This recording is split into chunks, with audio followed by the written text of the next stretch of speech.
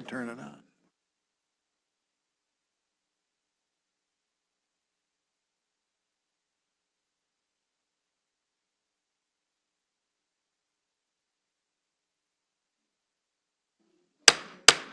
All right, let's bring this meeting back to order.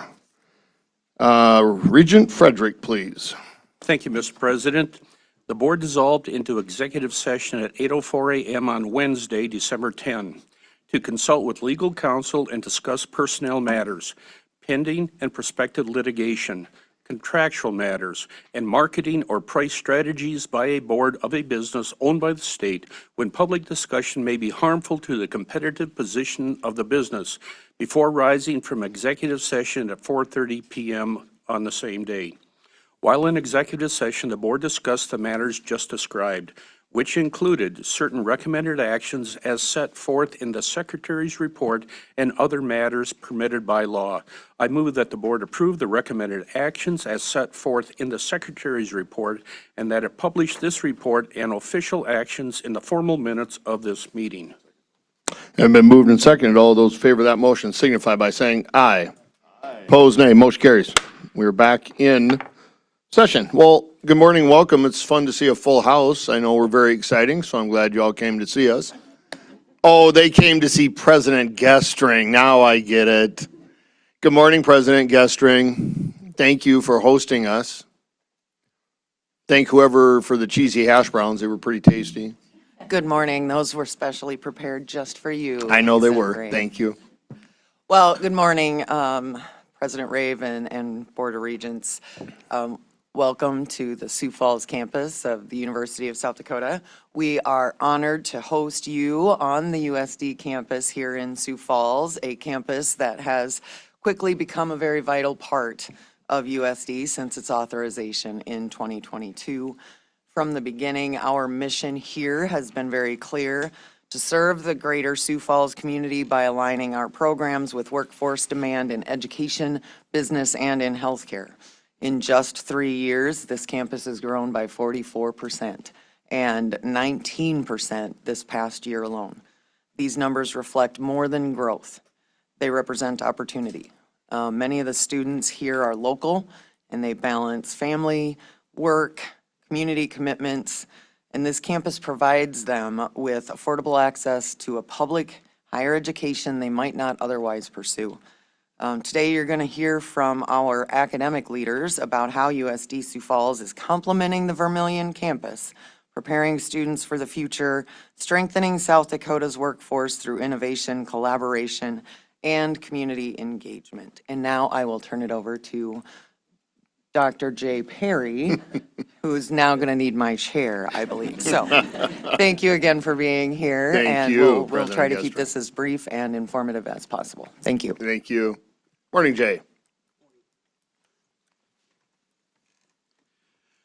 Good morning, everybody. Jay Perry, I'm the Vice President for USD Sioux Falls. You're going to hear some of the same things you just heard from President Gestring, but they're worth reiterating. But I want to start by saying thank you very much for being on this campus. We're really proud of the work we're doing, and having the Board of Regents here, I think, solidifies some of the efforts we've been doing. I'm really appreciative to show off our campus, and so thanks for hosting your meeting here in Sioux Falls.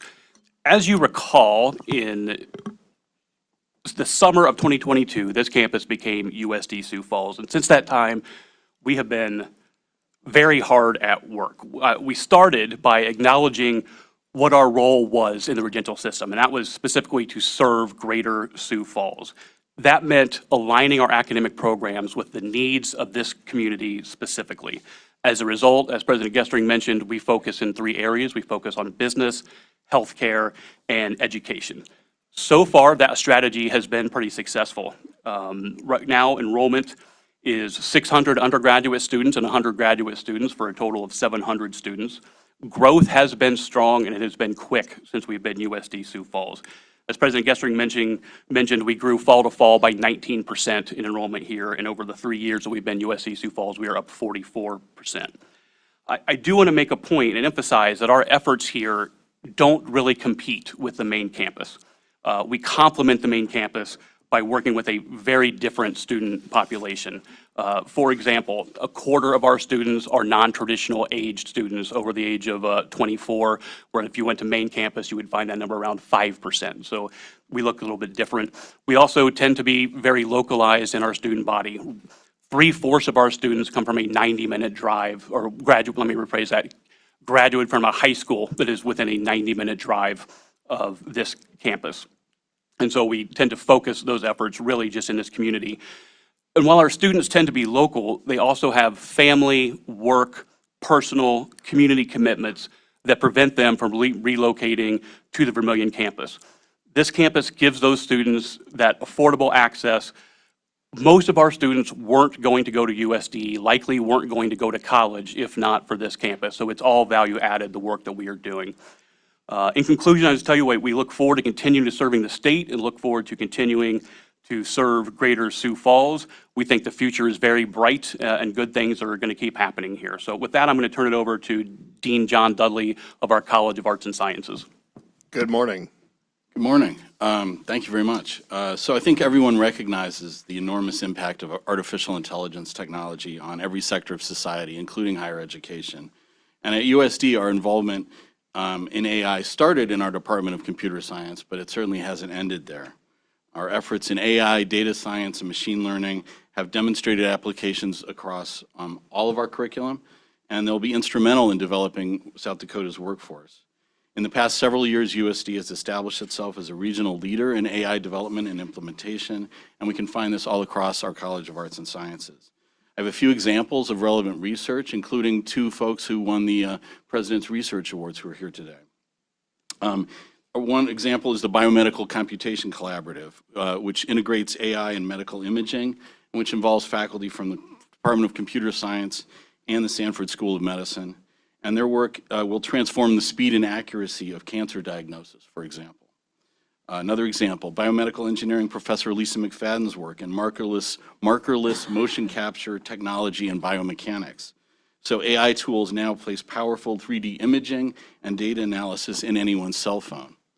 Biology and sustainability professor Ranjit John's geospatial analysis of land use, which uses remote sensing data captured by drones to create predictive modeling. And another final example is history professor Jeffrey Liu's use of GIS data to better understand the social and political function of Buddhist temples in pre-modern China. So we really see this across every discipline, and that's only going to grow. All of these projects are supported by external funding, and most importantly, they all directly involve students, such as the sustainability students who recently won the Governor's Giant Vision competition with their development of an online platform designed to track agricultural management and monitor sustainable farming practices. Over the next few years, AI and machine learning will inform even more work across the disciplines in arts and sciences, and we're ready to lead in the innovative, responsible use of this technology and to prepare our students for the future. Thanks very much. I'm going to turn this over to Dean Bagman. You bet. Thank you. Good morning. Good morning.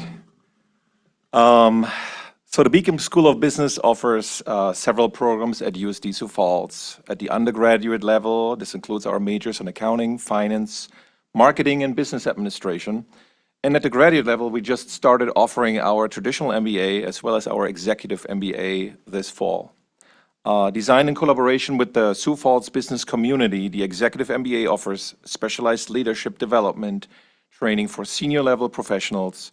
The EMBA is a highly competitive program requiring participants to be nominated by their employer and be accepted through a formal admissions process.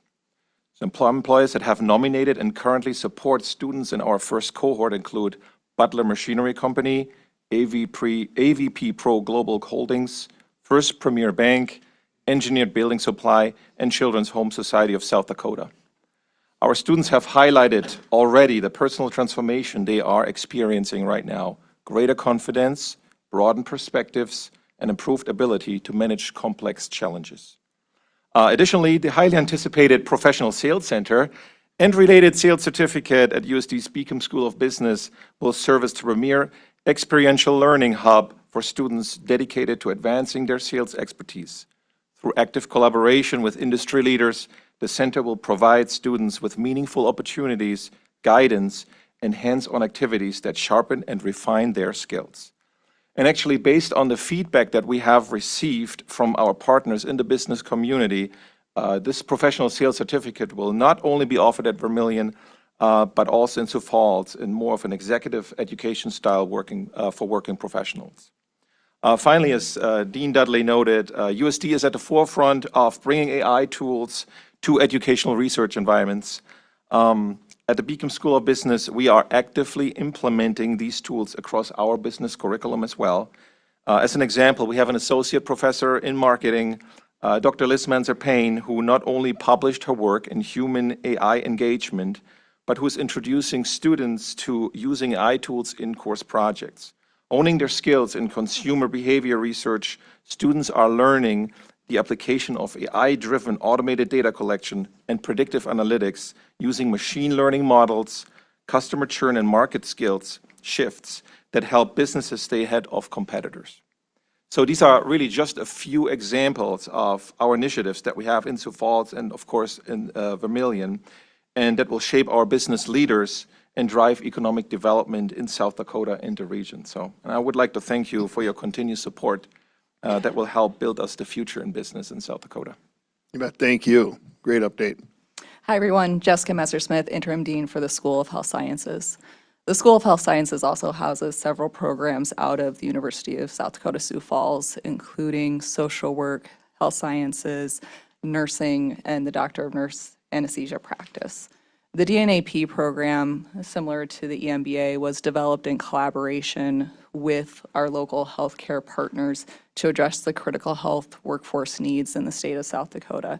That program enrolled its first cohort of students in the spring of 2023, and that first cohort of 9 will be graduating this month. Those students, those graduates, are already committed to serve the communities in which their services are needed most. 5 of those graduates are remaining in South Dakota, 3 of which will be at Sanford facilities, 1 will be at an Avera facility, and 1 will be down in Dakota Dunes. The others will be serving in states surrounding South Dakota, Iowa, Nebraska, Minnesota, and 1 going down to New Mexico as well. Looking forward, we expect to graduate a cohort of 18 in December of 2026 and full cohorts of 20 in December of 2027 and beyond. Another point of pride is the Perry Simulation Center. This state-of-the-art facility provides our students realistic hands-on clinical training. It provides them, it enhances their ability to engage in interprofessional education and improve patient safety and outcomes by allowing them to participate in really complex situations in a controlled environment.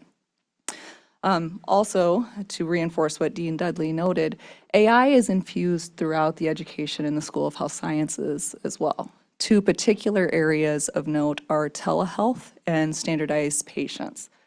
Through telehealth modules, students are able to engage with and learn from virtual patient care, as well as AI-driven tools. In our simulated patients, our standardized patient program, students are able to engage with AI-created patients that are very realistic and responsive to students so that they can hone their clinical decision-making and communication. Each of these applications of AI innovation enable us to ensure that our students and graduates leave their programs ready to engage with the evolving landscape of healthcare, as well as ensuring that they're practice ready on day 1. In sum, our programs at USD Sioux Falls are really responsive to the healthcare needs of South Dakota, and our ability to engage with and infuse technology allows us to ensure that the students in our programs are ready to practice today, but also in the future. And I'm going to be giving up my seat back to President Gestring. Thank you. All right, back in the hot seat, President Gestring. Back in the hot seat. In closing, I hope you were able to see just a few examples of where our Vermilion campus is truly complemented by the work done here in Sioux Falls and how we're able to bring some of our expertise and programs from Vermilion to Sioux Falls, and a lot of the great work that's happening here We're very proud of how this campus has helped us expand our reach and meet our mission and serve the state of South Dakota. Again, thank you all for being here. Thank you for your partnership, and I hope you enjoy the rest of your meeting. So, thank you. Thank you. Well, thank all of you. Great presentation. Appreciate it. Regent Mr. Partridge. President, President Gestring, I just wanted to mention, and Dr. Perry, I think it was probably 11 or maybe 12 years ago, we started talking about the University Center in Sioux Falls, and just what could we do? And you had identified and laid out a vision for this facility and for what we could do in Sioux Falls. And I just wanted to compliment you and say thank you for all the hard work. It's not been easy.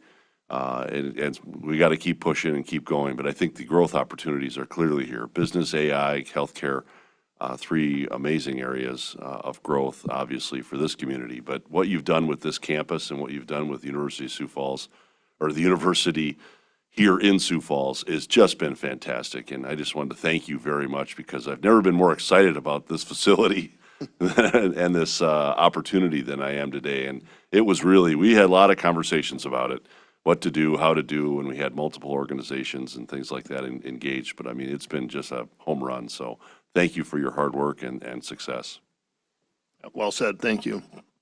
All right, we have a full agenda, I'm told, so we're going to get going. We're going to start out with a couple of awards to recognize a couple of folks that really deserve it. The first one will be Dr. Lori Nichols. So, did they forget to tell you this? Shoot. I will chew out Nate in a minute, so you. Dr. Nichols, we just sincerely want to thank you for coming back one more time again. You are a true champion of higher education in South Dakota. This year, you graciously came out of retirement to serve as interim president at Northern. However, your impact extends well beyond a single campus and a single year. While most recently serving at Northern, you also previously held the position of president at Black Hills State and leadership roles at South Dakota State University.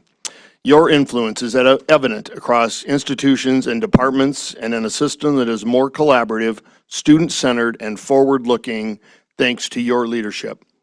Across all institutions, your work was rooted in service to students, to faculty, and to South Dakota.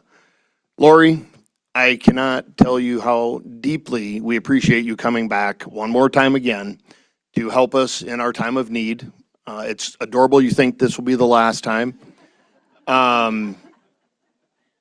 It means a lot to us. It means a lot to me. Your work is just beyond the pale. You're amazing, and thank you for coming back and helping us one more time. And I'm guessing other folks would probably like to say a few things. I know Regent Partridge will. Well, always, when we pulled you out of the great state of Montana to say, what are you doing?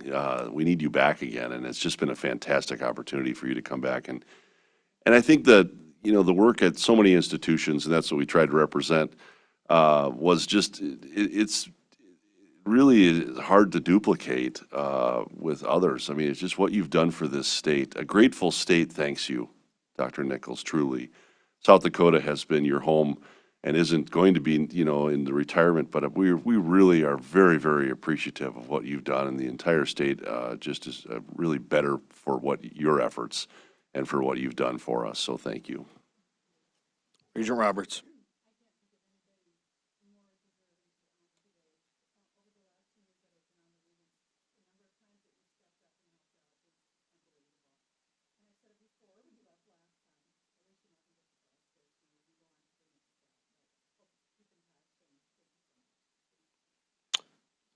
Anyone else? Miles, Regent Beacom.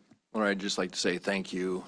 Retired twice, but continue to come back when she's seen the need, and it would have been very easy to say no and just be retired in Montana. So deeply, we want to thank you for all of your work here.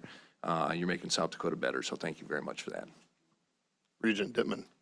I too just want to say thank you. I've started working with you when you were provost at SDSU, and I became provost at Dakota State, and I called you many times, and you've been a great mentor, and you've been awesome for, I can't believe you keep coming back, but God bless you, and thank you, and good luck. You're not very good at retirement.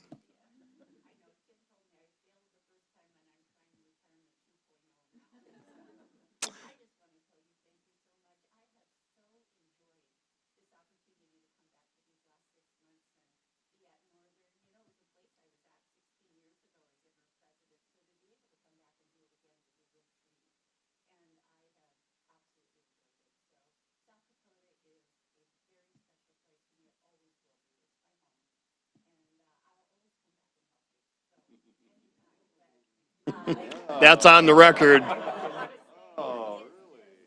live in Bigfork, Montana, and I just want to say personally to each of you, if you ever get out to the northwest corner of Montana, please come see us. We have a home there, and there's nothing more than I would love to entertain you there. So please look me up too as well.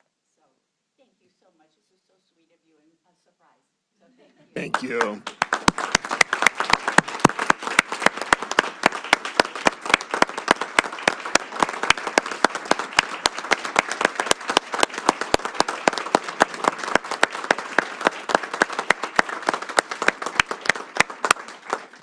If you would just maybe stand there for 1 minute. My next favorite thing is I get to take a picture, so I got one more to do here before we take pictures. Dave, your turn. Come on up.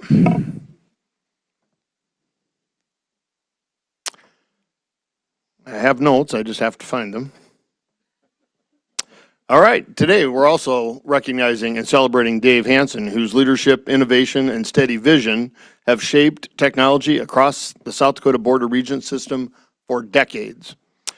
From software programmer to now Chief Technology Officer for the Regions Information System, Dave has touched every corner of our public university network, ensuring our systems run smoothly, faculty can teach with confidence, and campuses operate efficiently and securely.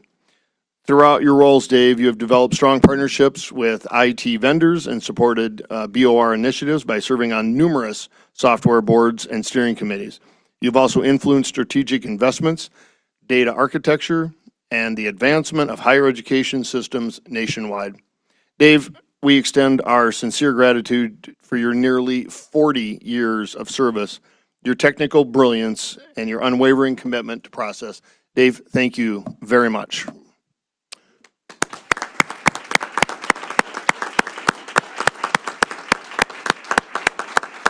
Awesome. And you now also get to go stand there and take a picture with me.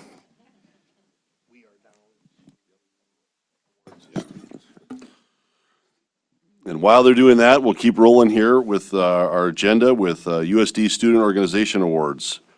Scott Polson, where are you? There he is.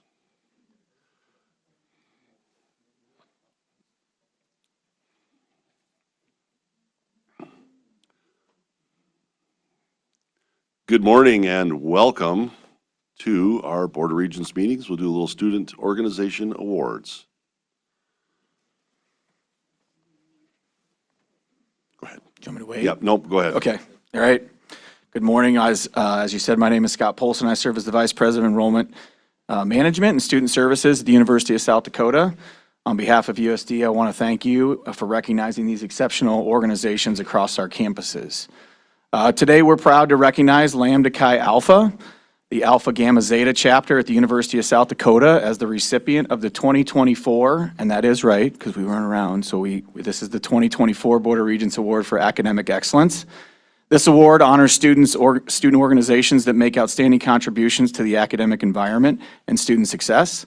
Lambda Chi Alpha exemplifies these values by prioritizing academics during a year of transition, hosting weekly study sessions, supporting members in need, and fostering a culture of achievement.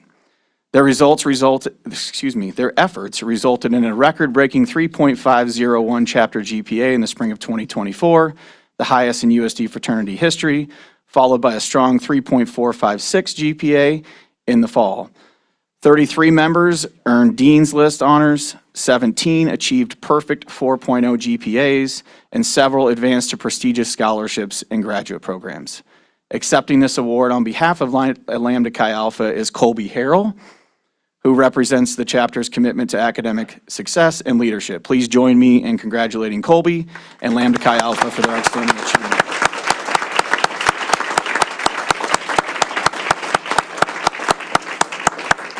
I think we'll do a picture afterwards, right, Colby? Already done. Well, That's how shows- efficient we I are. was in the back, there wasn't any seats, perfect. Okay.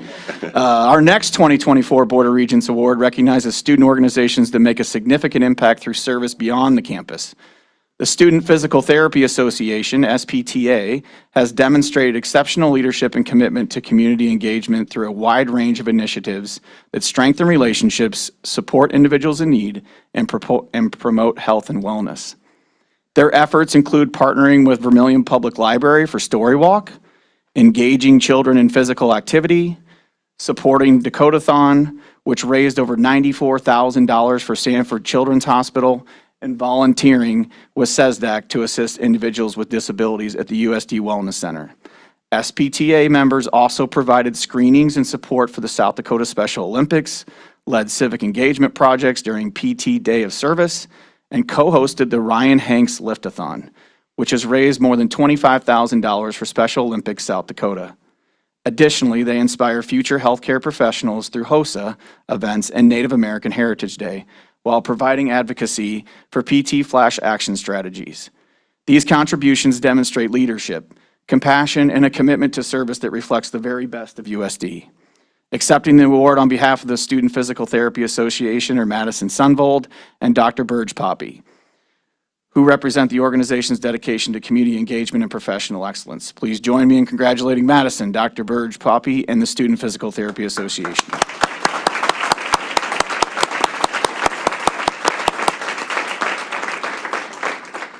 And finally, our closing award, the 2024 Board of Regents Award for Organizational Leadership. This award recognizes student organizations that demonstrate outstanding leadership and create meaningful opportunities for growth and engagement. Kappa Alpha Theta exemplifies these values through its commitment to developing leading women and fostering leadership both within the chapter and across campus. Theta's leadership structure includes 8 executive officers, 18 additional officers, providing members with hands-on experience in communication, collaboration, and organizational management. Beyond these roles, Theta's committees such as sisterhood, membership development, and philanthropy create spaces for connection, learning, and service. Highlights from the past year include hosting a global Greek Fest to promote understanding and appreciation of different traditions, organizing philanthropy events to support CASA, and sending members to national leadership conferences, including the Kappa Alpha Theta Emerging Leaders Institute and the Association for Fraternal Leadership and Values Conference. These experiences empower members to lead not only within Theta, but across campus and broad community. Accepting the award on behalf of Kappa Alpha Theta is Ellie Hart, who represents not only the chapter's dedication to leadership and excellence, but she is also USD's Student Government Associate Vice President. Please join me in congratulating Ellie and the Alpha Theta chapter.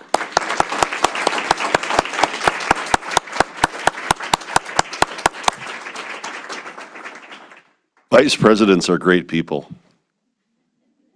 Okay, just thought I'd throw it out there.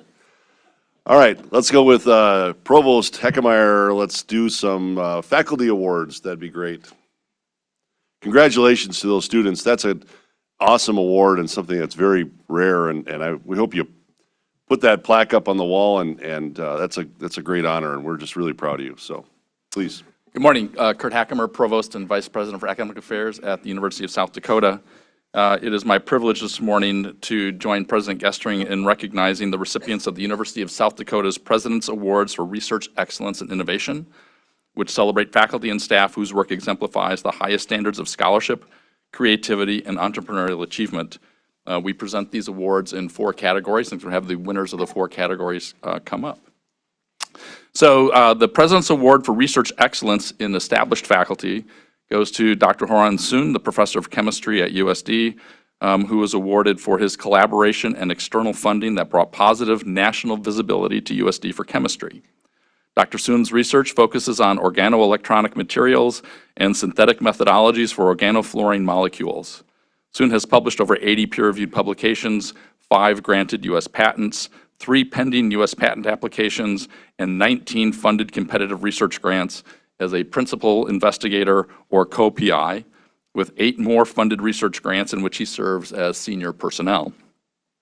He served on the National Science Foundation proposal review panels and has served as an ad hoc reviewer for federal and private funding agencies and international peer-reviewed journals.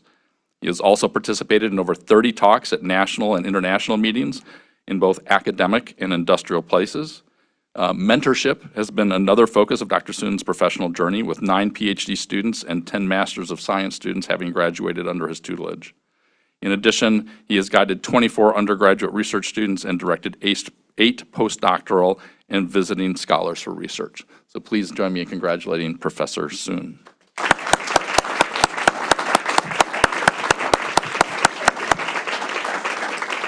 That sounds like the hard stuff.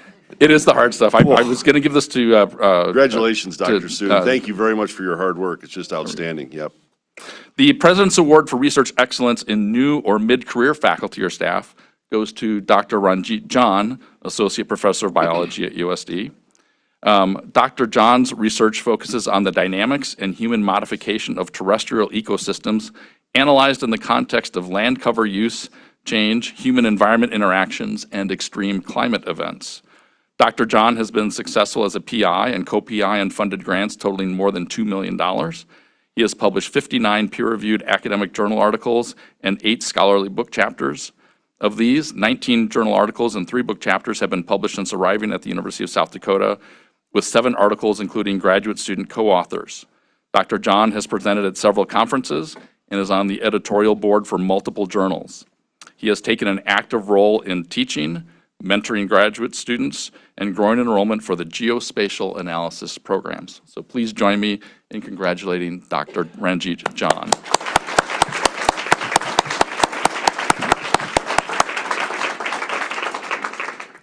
Our third winner in the Innovation and Entrepreneurship category is Dr. Lisa McFadden, the Director of the Biomechanics Research and Professor of Practice at USD. She has received this award for her contributions to bridging the gap between basic science, applied research and commercialization in biomedical engineering, biomechanics, and medical innovation. Dr. McFadden's work in these areas has yielded multiple innovations with technological expertise in machine learning, motion capture systems, wearable sensors, and 3D printing to explore research with real-world applications. Through her startup initiative, Dakota Motion Labs, as well as her partnerships with Sanford Health, Avera Health, Francis Medical, and many other industry partners, Dr. McFadden has developed research initiatives that have received external funding, including National Institutes of Health Startup Central Program.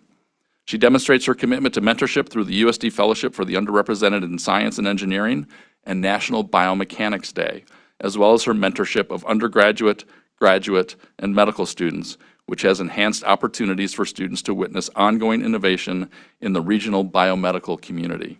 So please join me in congratulating Dr. Lisa McFadden for her award.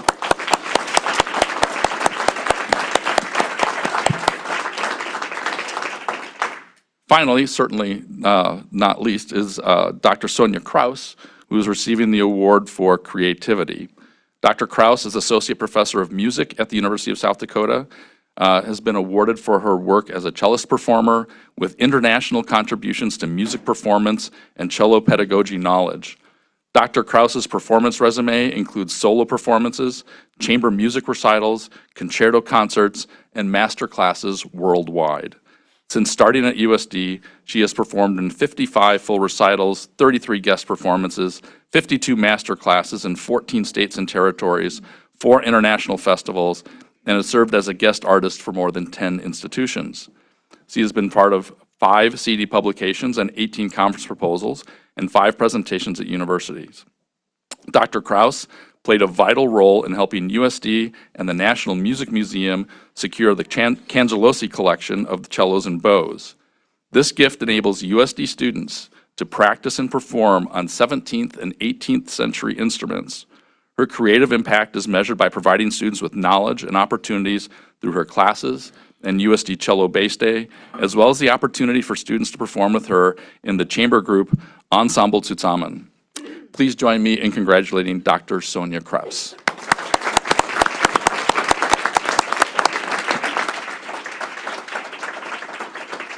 Good thing we have a museum for all that. Thank you very much for all your hard work.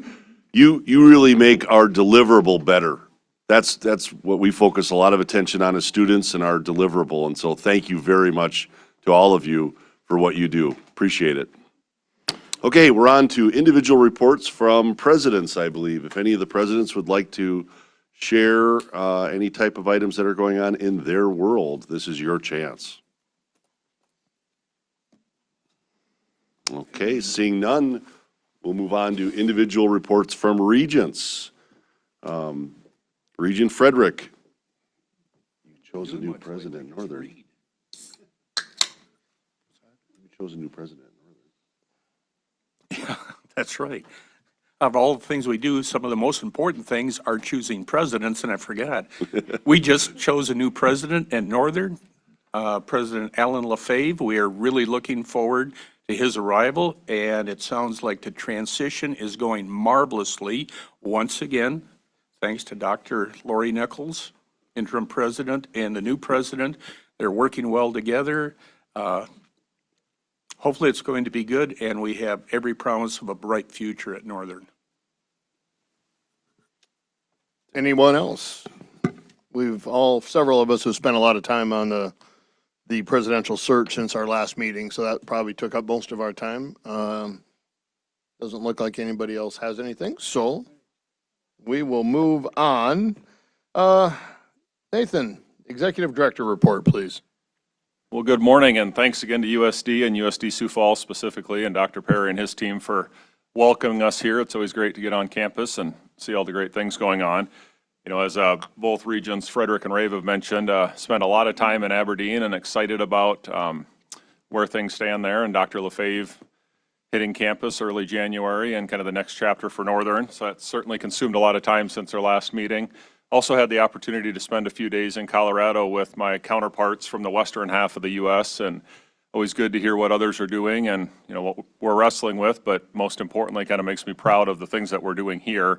South Dakota continues to be ahead of the curve, and our forward-thinking faculty, staff, administrators are always looking ahead and trying to improve, and wouldn't want to be doing this job anywhere else than here. So, as I frequently say, thank you for all that you do.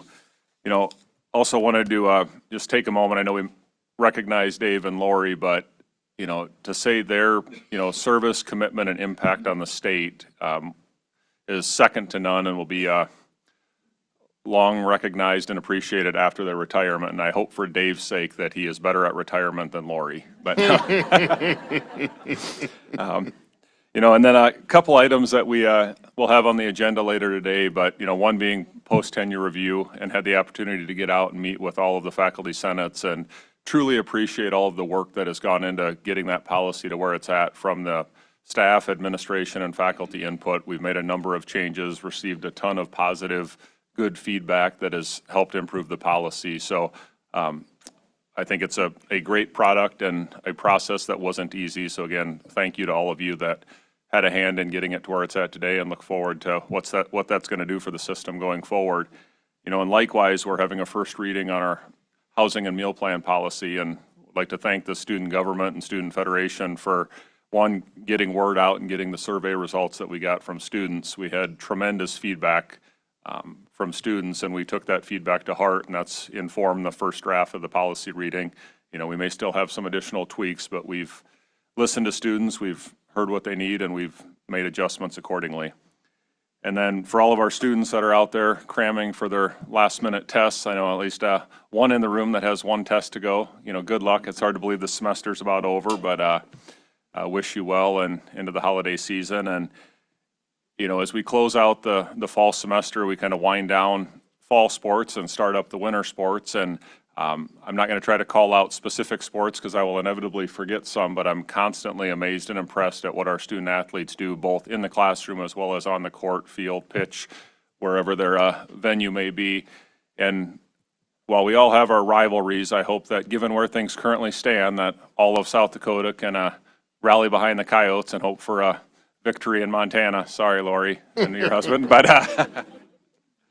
No, it's exciting to see what our student athletes do, and fun to see them competing at the national stage. So, congrats to all of you, and thank you. And if I don't talk to some of you between now and the holidays, Merry Christmas, Happy Holidays, and wish you all well as the semester comes to a close. Great, thank you. Great update. Yeah, it's always fun to see South Dakota on the national stage in whatever event and whoever's representing us. That's always a lot of fun and really awesome for us. So, all right. Oh, you're waving them up. Come on, you guys. Student Fed report. Sam, Bailey, who else? Jacob's coming. All right. Who's going first, Bailey? Sam?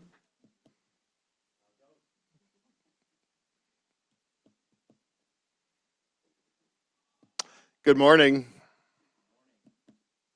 Can you hear me? I can now. Good morning. Good morning. Thank you for having us. President Rave, Regents, good morning. Thank you, President Gestring, USD staff, as well as Keegan and Ellie for hosting us here. This is amazing. I've never been to the USD Sioux Falls campus. This is awesome. So thank you very much for hosting us all today. My name is Sam Brumfield. I'm the Executive Director of the Student Federation. This is Bailey Freilich. She's our President. And this is our very own Jake Fosted, who's my Vice President. Usually I start out with a witty joke or something to, keep it light. They're not always witty, Sam.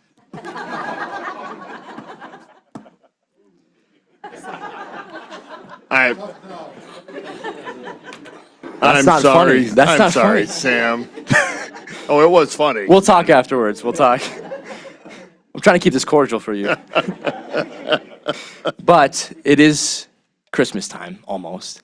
And I would like to keep that spirit alive with a message that is important to me.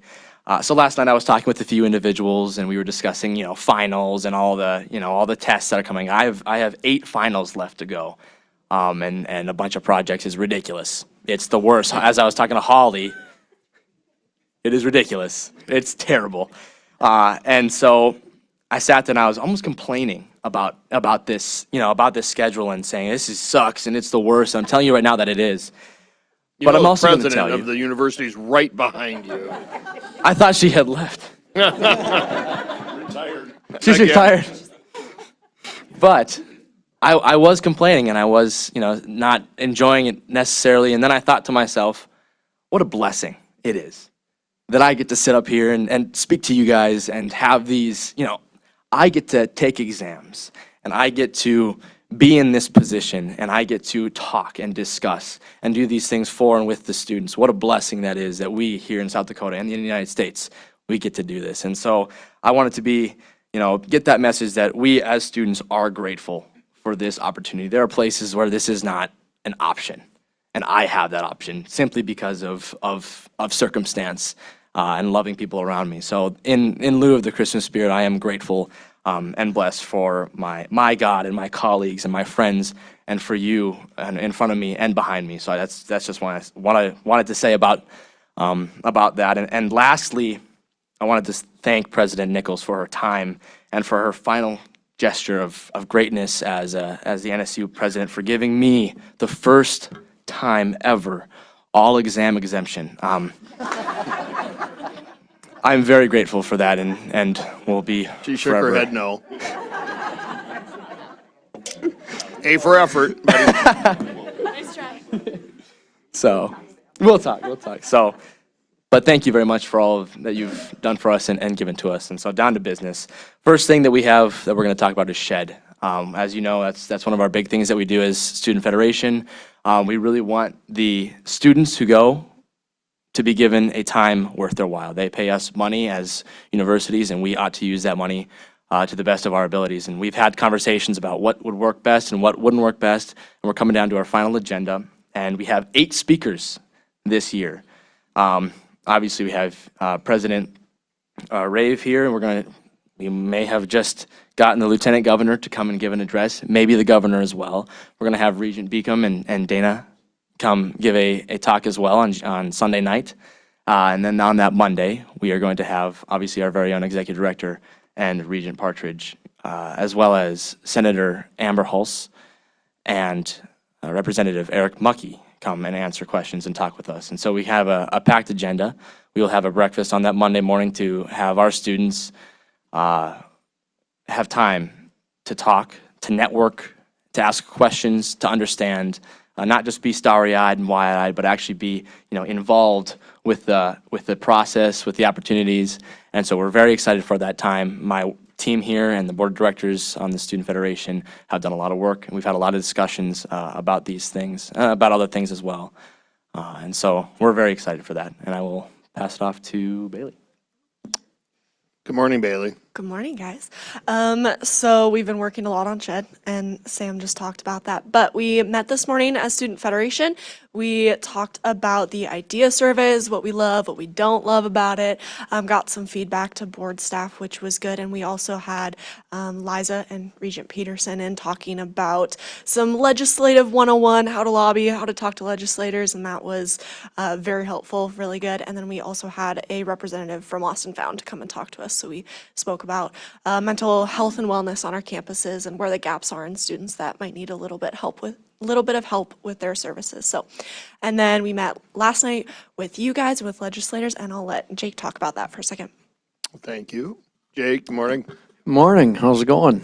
So far, all right. Well, get some more Don't coffee. take us in you. off the rails, Jake. That's right, yeah, I'll try not to. Last night, we had a wonderful opportunity to meet with a couple of legislators after meeting with the board here, and got to discuss affordability and tuition and scholarships, all the important things to a young, bright-eyed student, right? And how to capitalize on those opportunities. We have some wonderful scholarships here in South Dakota provided from industry people and the universities, the board. And so we're just looking at different ways to maximize our efforts to get those opportunities to the students that may not know about it, ranging from seniors in high school all the way up to seniors in college, right? Everybody struggles sometimes with economics, and we've all had friends and associates that have had to bow down and step out of school one way or another because of economics and their strain. So we're focusing on that right now, and that's wonderful that we got to discuss that with the legislators. And once again, talked about tuition and how to incentivize people to keep those costs low and to really make South Dakota a shining star on the hill when it comes to choosing a place to go to college. And I think we're doing a wonderful job. There's room for improvement, as there always is, and we look forward to tackling that. Thank you. Thank you. Great report, all of you. Just stay there for a minute. As Sam, you pointed out correctly, you are blessed, and anyone really that gets to hang out with Partridge and I is really blessed. But no, in all seriousness, as Jake just mentioned, you guys visited with legislators last night, and I just really want to be on record and let this crowd here know that that has an impact. I mean, the legislators and the ones that came last night were friends of ours. They're good, solid people and very interactive, and they mentioned how much they appreciated that. But I know I was speaking with President Dunn, and he even had heard from the backside that it made an impact on them, your talk about cost and affordability. And Regent Partridge challenged you a while back for your SHED days to have a more interactive time with those legislators, and I think you got a good plan in place to really get maximum impact. You know, last night we only had a handful. And I really like the plan you have to get some real intense one-on-one time. It's a minute at a time, and we're working on your elevator speeches. And I think you saw last night what that looks like and how fast it has to be, but how impactful that 1 or 2 minutes is. And so, you know, I know it's probably cliche. We say it all the time. The future is bright with these young people. We say it all the time, but it really struck me last night how powerful you are, how powerful you are as a group and individually. So keep up the good work. Bailey, is this your last in-person meeting? Yes, after 3 years hanging out with you guys, I won't be here in April. This is my last meeting. So thank you, guys. Thank you. Thank you for serving and found out the not only time sacrifice, but the financial sacrifice that all of you do in coming to these events for us. And that did not go unnoticed, I will tell you that. So thank you again, you guys. Appreciate the update. Anything else from any other regions? All right. Thank you, guys. Great update. All right. Thank you very much. we're on to Student Government USD update. Both you guys coming up, just one of you? Sure, come on, Ellie, come on. Yep, she's already got, she already got recognized, but she can come up again. Good morning.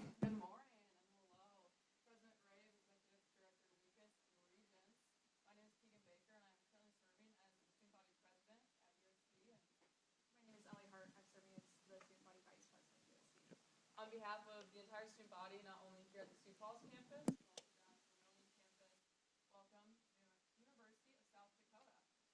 Throughout our term, we've had the privilege of working together, obviously, but also with our executive team and our 25 senators on Senate.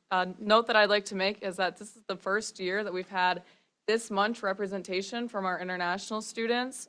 So it's been a very valued input that we've received from these students, and just seeing not just the senators that we do have, but seeing even broader of what's affecting the international students at this day and age. But to take you a little bit through our year, back in March, we conducted our annual budget process for student organizations. Throughout this, we got to speak with representatives from over 90 student orgs that all range from cultural, educational, and service orgs.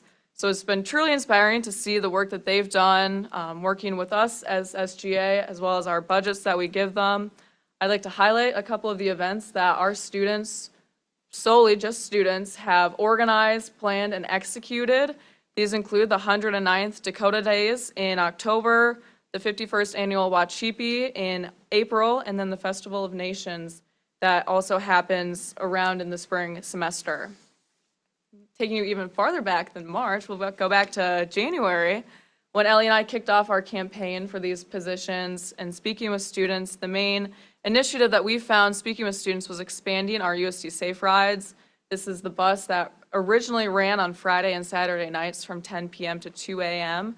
that took students and community members from wherever they are to wherever they need to be, no questions asked. And we are pleased to say that this semester we have expanded it to include all Thursdays, as well as opening the first 2 weeks of the fall semester, which is not normally included, and then an extra day of Wednesday during Dakota Days.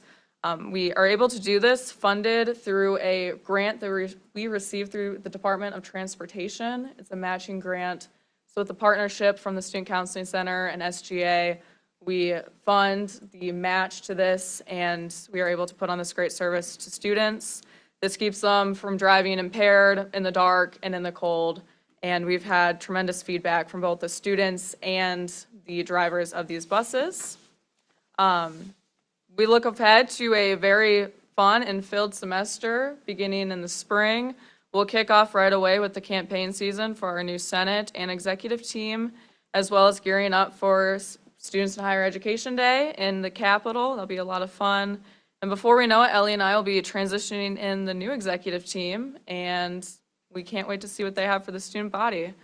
But I hope that your time here at USD Sioux Falls has been filled with the opportunity to see our amazing campus and speak with our students who will be leading the industries in their respective fields just in a couple of years. So finally, to end it all off, I'd like to extend a thank you from the entire Coyote community for not just you guys as the board, but everyone in this room for the hard work that you do that affects all students every single day. And with that, that's the end of our report. Thank you, and as always, go Yotes. Keegan, that was an outstanding report, and Regent Partridge, you may want to comment, but he leaned over to me when you were talking about your grant. And what an opportunity for you early in your career to go through that process. Was that a state or a federal grant? It's a state grant. It's a state grant, but still, to go through that process, to get that done, see it to fruition, and not only that, expand it as a project. That phenomenal job, you guys. That is outstanding. Thank you. All right, anything else from any regions? All right, thank you very much. Thank you, ladies. guys. You bet. All right, we're down to public comment. I have my lawyer document I have to read. Now is the time designated for public comment pursuant to SDCL 1-25-1. We will allot 30 minutes for public comment, with individuals limited to 2 minutes for their comments. If any commenter is not able to complete their intended comments in the time allotted, they may submit additional comments, or supporting documentation to info@sdbor.edu. We ask that commenters please avoid repetitive comments or information where possible, and for certain, observe a respectful tone and dialogue. With that, is there anyone in the room for public comment that wishes to address the board? Anyone in the room? Last call. Anyone in the room? Seeing none. Nick, do we have anybody online for public comment? For those joining online, if you could please click on the raise hand icon to indicate you would like to speak. Are we seeing anything? It's not going to take 30 minutes. We are done. Thank you. It took me longer to read the statement than it did for public comment. All right. We're down to consent agenda. Need a motion to approve consent agenda? I've been moved and seconded. All those in favor of that motion signify by saying aye. Aye. Opposed, nay. Motion carries. All right, that takes us down to academic and student affairs. Regent Dittman, you're up. Thank you, President Rave. I would ask Kathy Johnson and Provost Caribou to come forward and talk about the new BOR policy 4.411, the second reading of the post-tenure review. Thank you. Good morning, Provost Caribou. Good morning. It looks like you're alone. I am, although I'm sure that Kathy would have loved to be here. And again, for the record, I'm Provost Caribou from Black Hills State University. Thank you, Regent Dittman. Thank you, President Rave and Regents. I'm happy to be able to speak to you today about our new policy that really focuses on post-tenure review.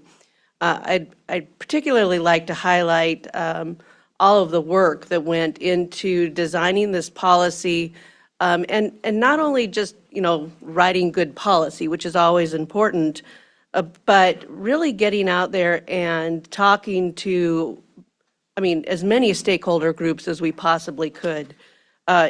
We had a very, I guess, almost interdisciplinary work group that included faculty, administration, HR professionals, legal counsel, all working together on trying to design this.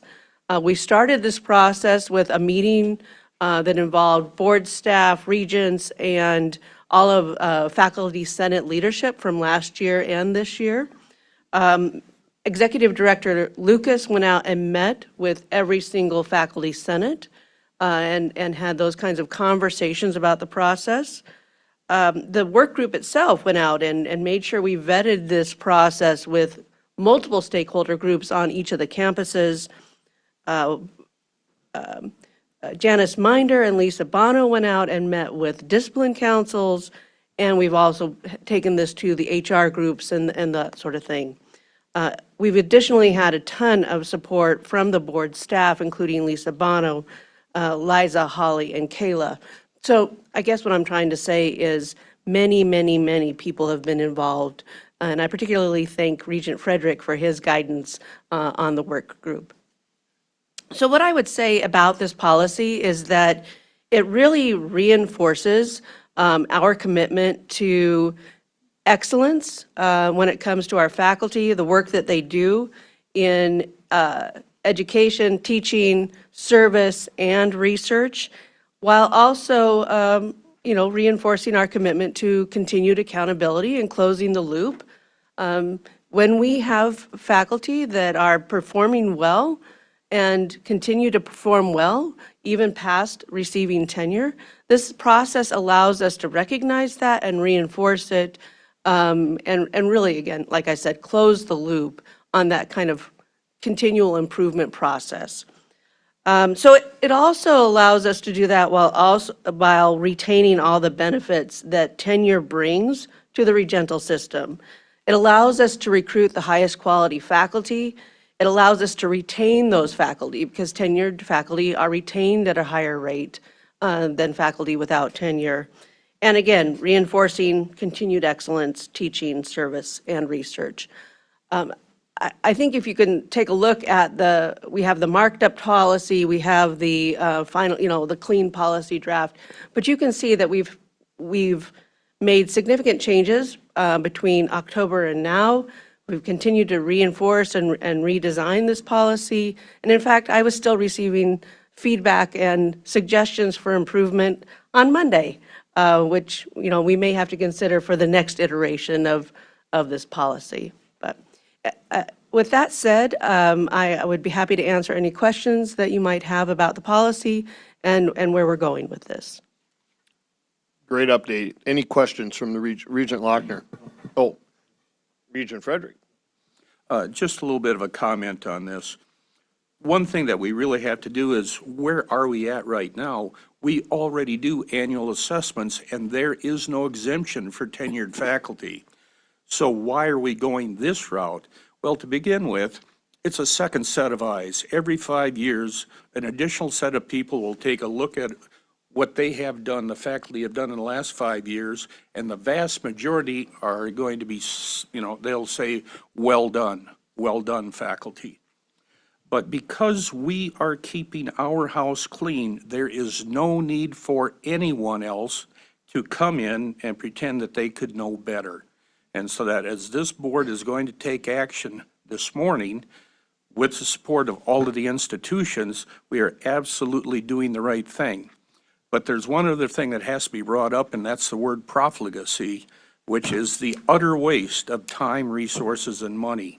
And being a conservative, normally you're talking about the spending side, but make no mistake, this is government regulation, and over-government regulation is a waste, and it is profligacy. So we must be efficient, and we, as a board, are putting an overriding policy in, and all the blanks will be filled in by the individual institutions, and it must be done that way because psychology expectations of the faculty are totally different than biology or physics, something like that.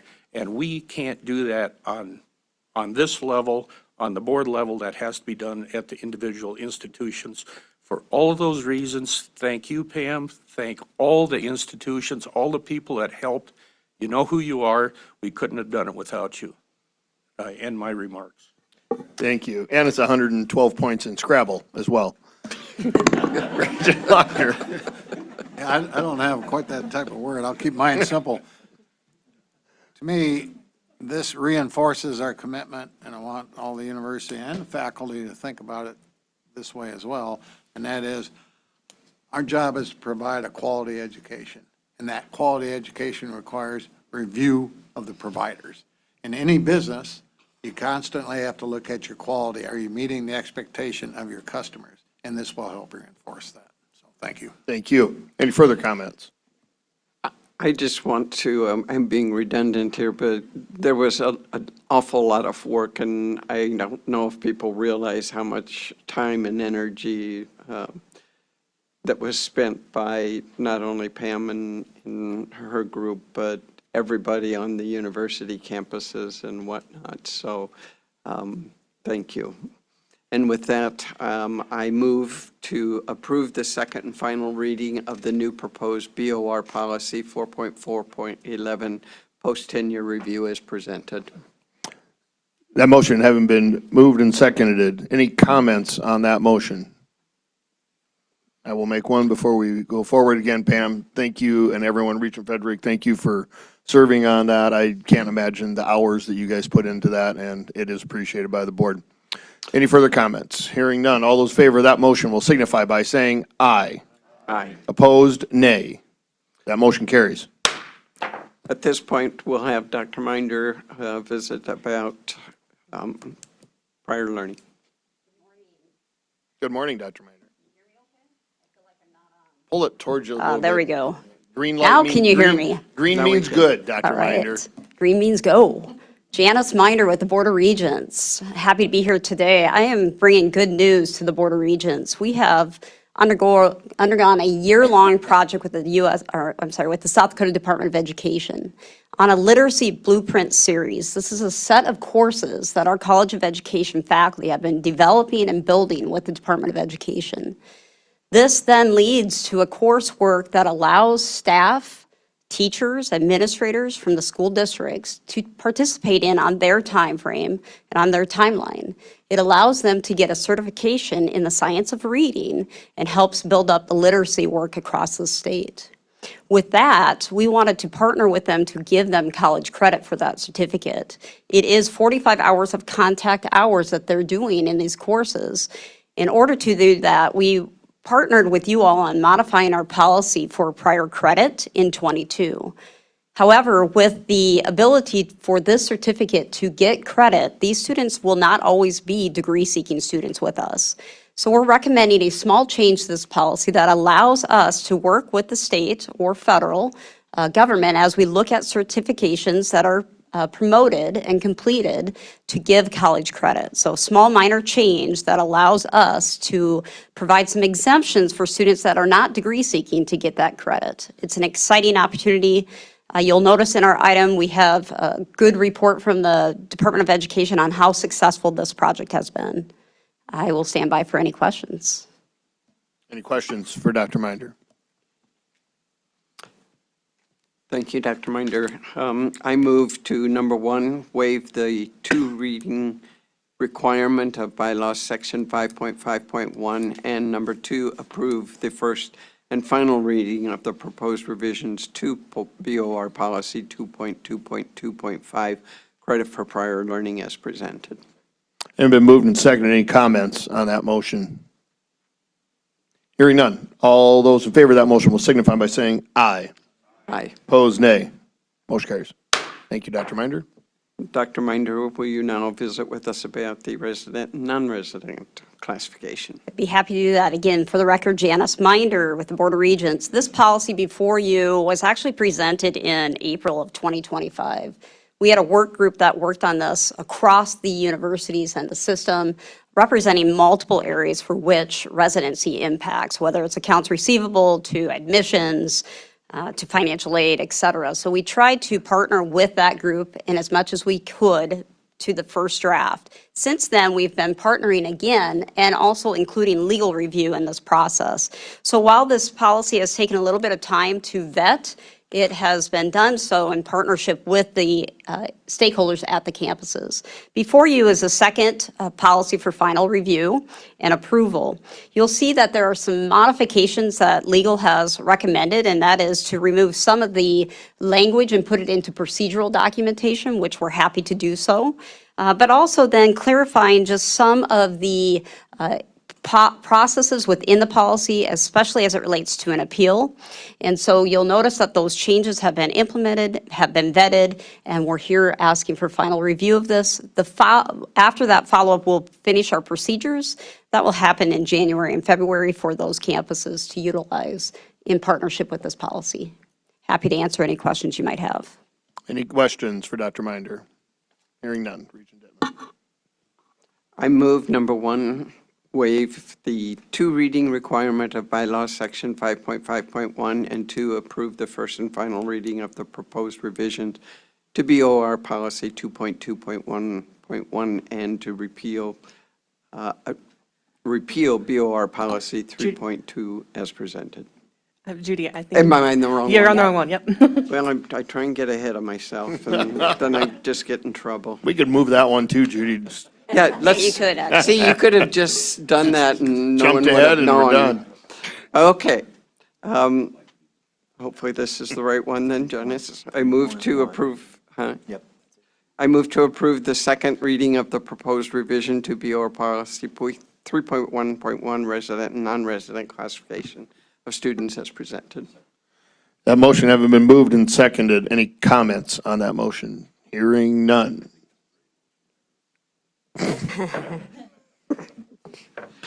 And in the effort of efficiency, Dr. Minder will stay and visit with us again. We got to vote yet. Hang on. Regent Partridge made me laugh. Sorry. All those in favor of that motion signify by saying aye. Opposed, nay. Motion carries. All right, now you're up. Got to get What our, I just got to said. get our All game right, all faces right. back on. Go, This Janice. one will be quick and easy. This is just a removal from Section 3 of Board Policy to Section 2 of Board Policy under admissions, Not changing any language, we're simply repealing Section 3 and moving it to admissions under Section 2 for active military duty so that they know as they come back what their program of study will be. So it's simply just relocating policy from Section 3 of our board policy manual to Section 2 of our board policy manual. Happy to answer any questions. Any questions for Dr. Minder?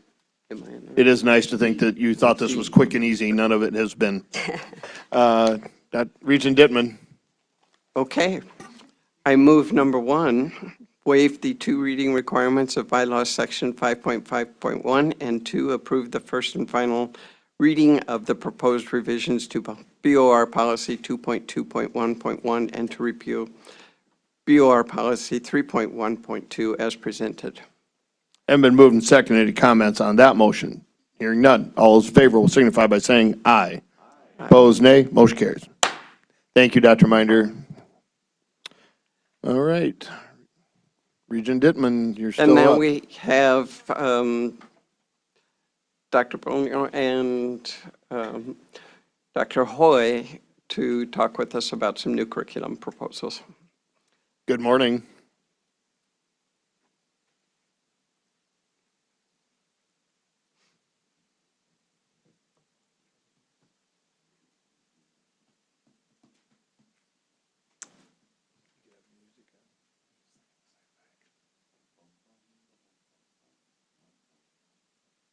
Singing by Regent Partridge. Yesterday, he was playing Rocky for us all day.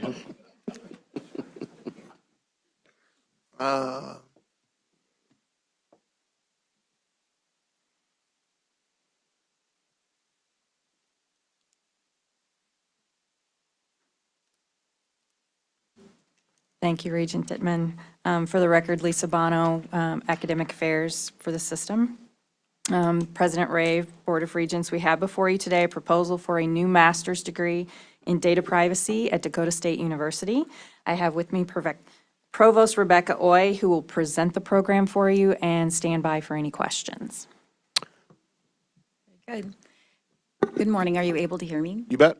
Good morning, Regents. Rebecca Hoy. I am the provost at Dakota State University. Thank you so much for allowing me to speak with you this morning about our proposed program, a Master's of Science in Data Privacy. When we talk about data privacy, what we're really talking about is trust. Customers share sensitive data like personal identifiers, health history, account details, and location because they expect organizations to protect it. And today, the consequence of getting that wrong is serious, as evidenced by many high-profile lawsuits. In January, for example, the state of Texas sued Allstate for embedding software into mobile apps to track users' location, speed, braking, and movement without any consent from users. The data was sold to third parties and used to charge higher rates to some customers. And in healthcare, the University of Rochester Medical Center reached a settlement after allegations they collected data with tracking software on their MyChart portal and sold the data to Meta and Google, showing that privacy risk can be introduced not only through hacking, but the everyday digital decisions of an organization. That's exactly why Dakota State University's role matters. DSU has a long-standing reputation for producing cybersecurity talent. Our cyber defense programs prepare graduates to enact data security, building and defending systems so software is harder to exploit, intrusions are detected faster, and data isn't easily stolen. Our national standing is reflected in DSU's designations as a National Center for Academic Excellence in Cybersecurity, including cyber defense, cyber research, cyber operations, an achievement held by only 9 other universities in the country. But here is the key distinction. Data security and data privacy are not the same job. Cyber defense focuses on preventing compromise, things like hardening infrastructure, securing networks, and reducing vulnerabilities. Privacy, on the other hand, focuses on preventing harm even when systems work as they are designed, by governing what data is collected, why it's collected, who can access it, how long it's retained, how vendors handle it, and how transparency and consent are managed. That's why a Master's of Science in Data Privacy is a necessary addition to our academic portfolio. It complements cyber defense by preparing graduates to protect data through the internal decisions and actions of an organization, through things like policy, product design, marketing choices, third-party risk, and incident response readiness. It will produce professionals who help ensure a company doesn't just avoid breaches, it avoids unnecessary collection, exposure, and costly lawsuits in the first place. Data privacy is now a core business function, with demand for data privacy professionals projected to increase much faster than the average occupation, and DSU is uniquely positioned to lead. DSU currently offers a graduate certificate in data privacy.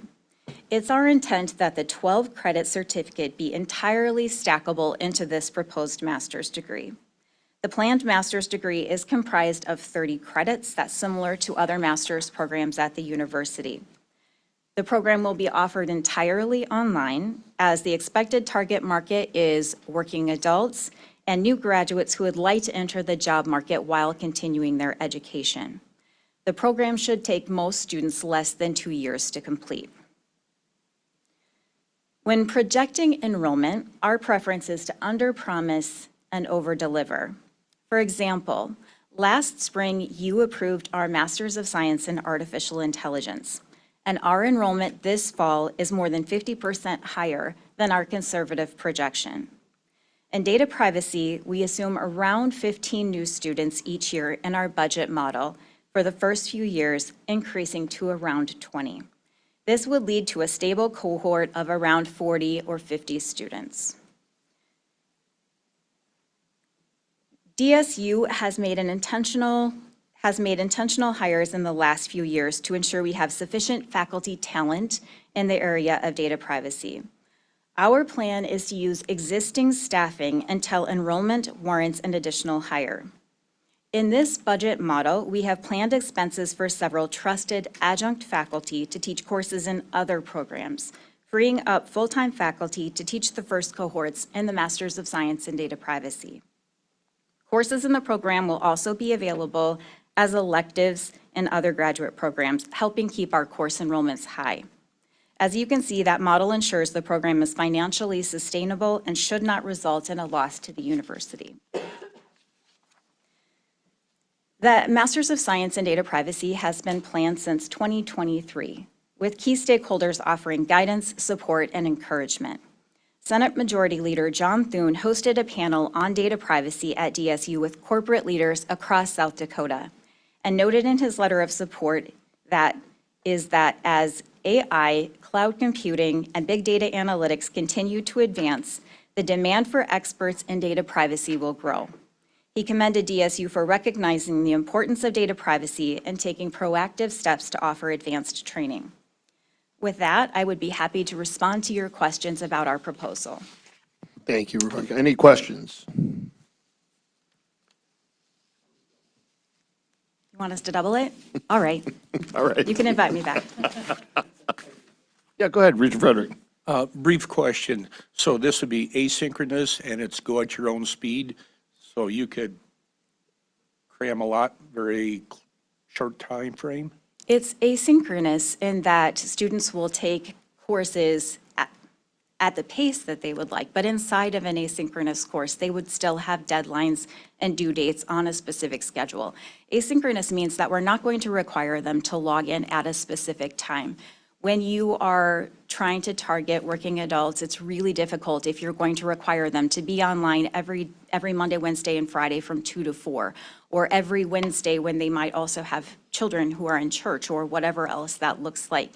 We have found that through tools like using video, using discussions, using small group projects, we're able to have a lot of engagement with our faculty, engagement with other students, engagement with the content, without requiring students to be at their computer listening to someone speak live for a certain amount of time. So it is asynchronous, and they pace with due dates.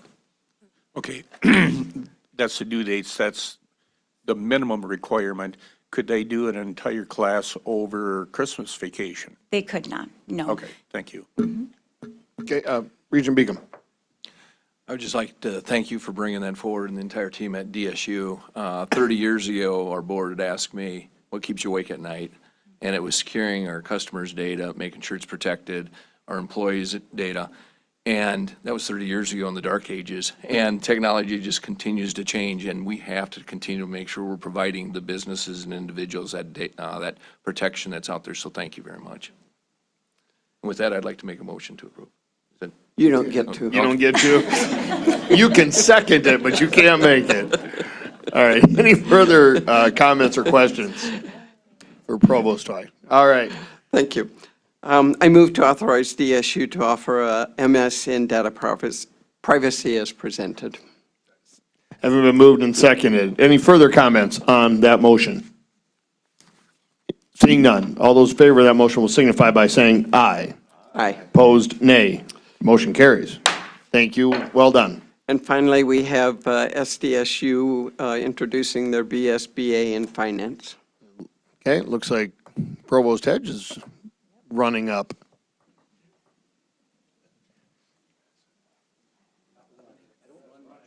It was a nice sprint, that's what it was.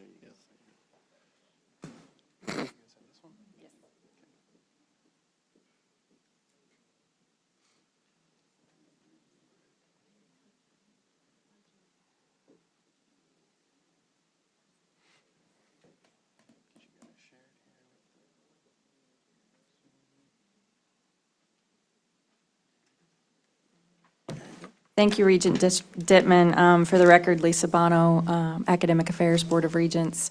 President Rave, Board of Regents, we have today a proposal for a new Bachelor of Arts and Bachelor of Science degree in finance at South Dakota State University. I have with me Provost Hedge and Director of the Ness School of Economics and Management, Dr. Joe Santos.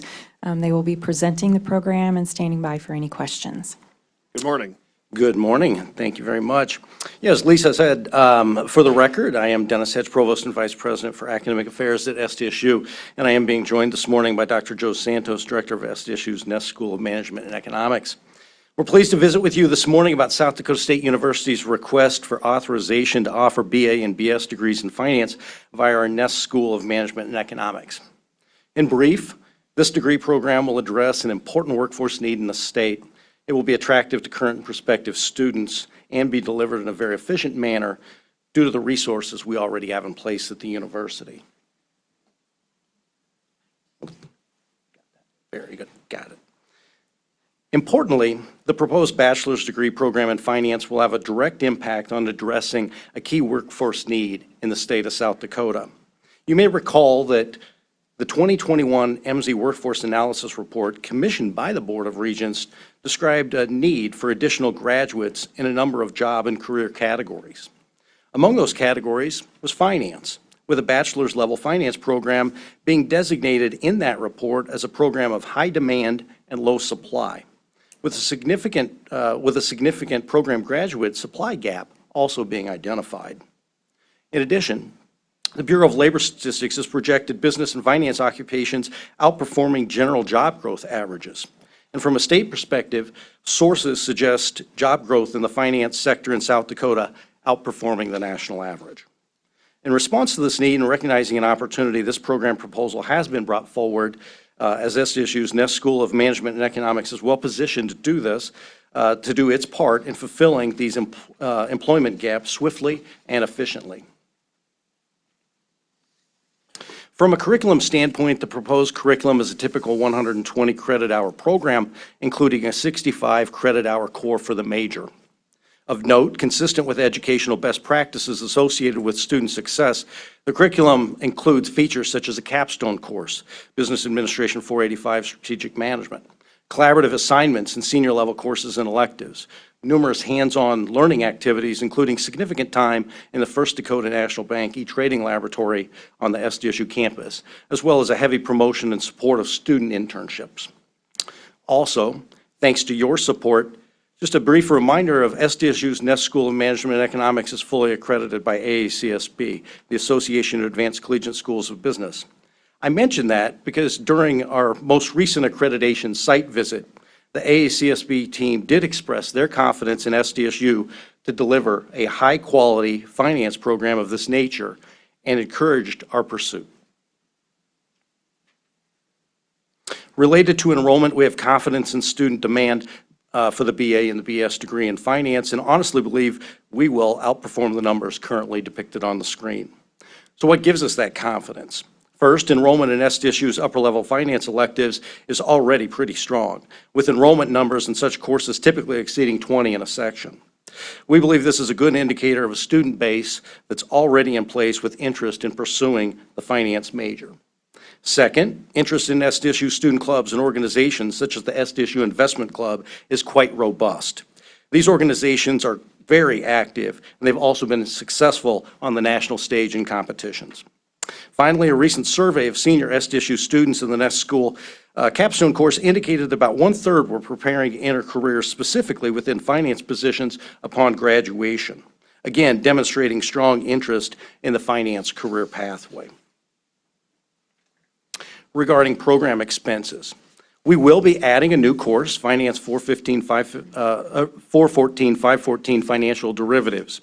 Now, with that being said, we already have faculty expertise in place within the Ness School of Management and Economics providing finance instruction.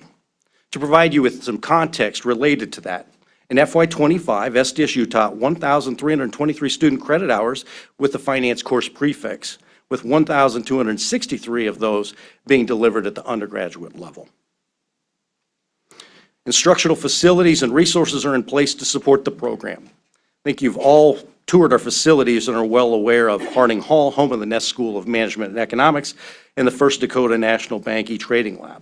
So in brief, again, our facilities, instructional technology, and equipment are high level, and they lend themselves very well to hands-on learning activities that enable best practices in teaching and learning.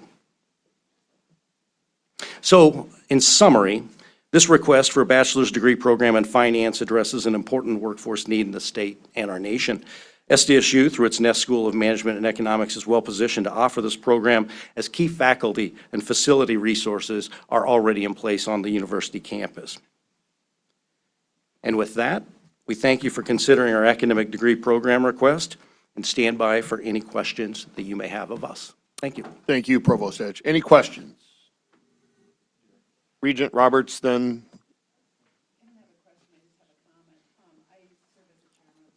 Pam.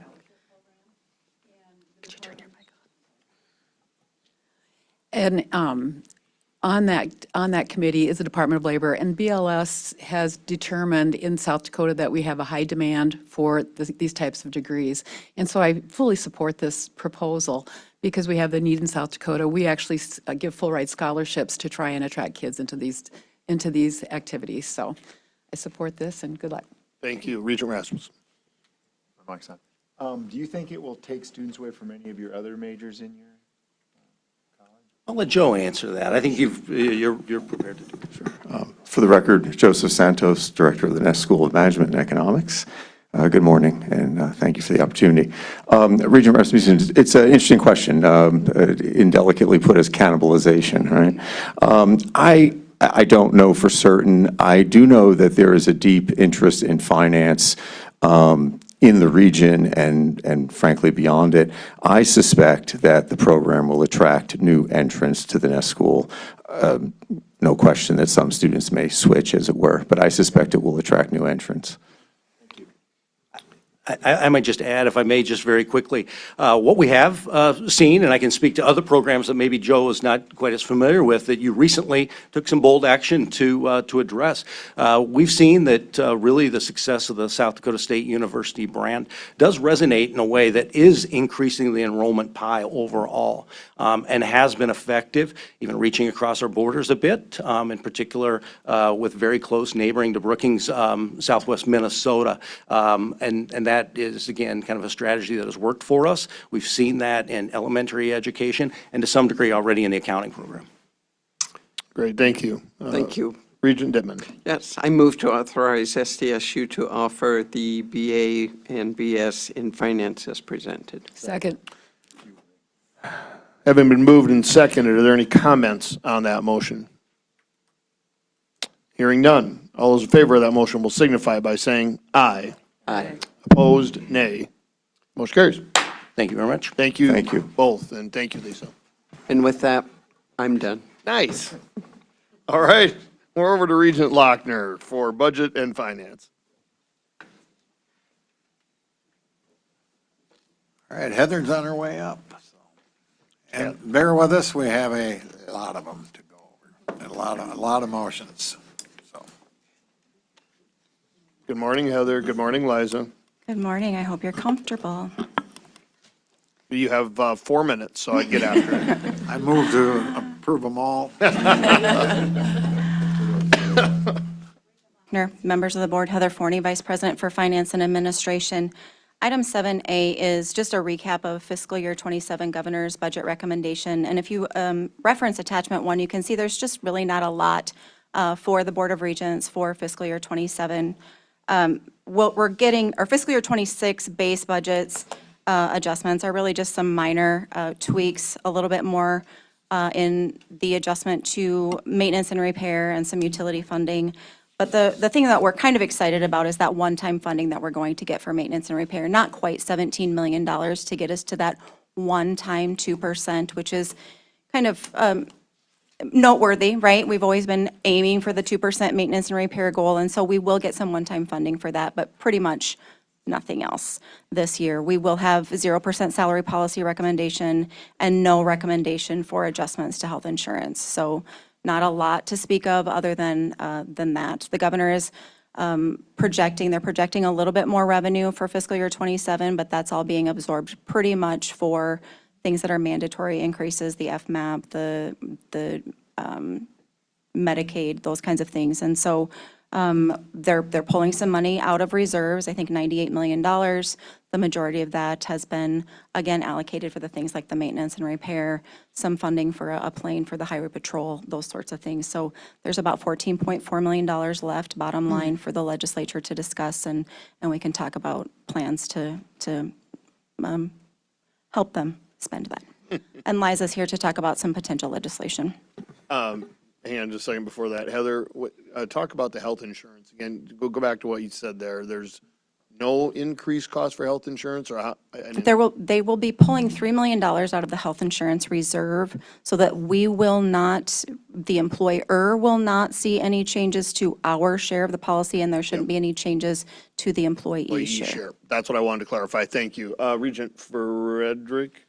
Just to be absolutely accurate on this, everybody will get 2% except for SDSU. SDSU will not get 2% because they do not get M&R for ag experiment stations. They still have to eat that unless they are planning on putting ag experiment station in with the one-time 2%.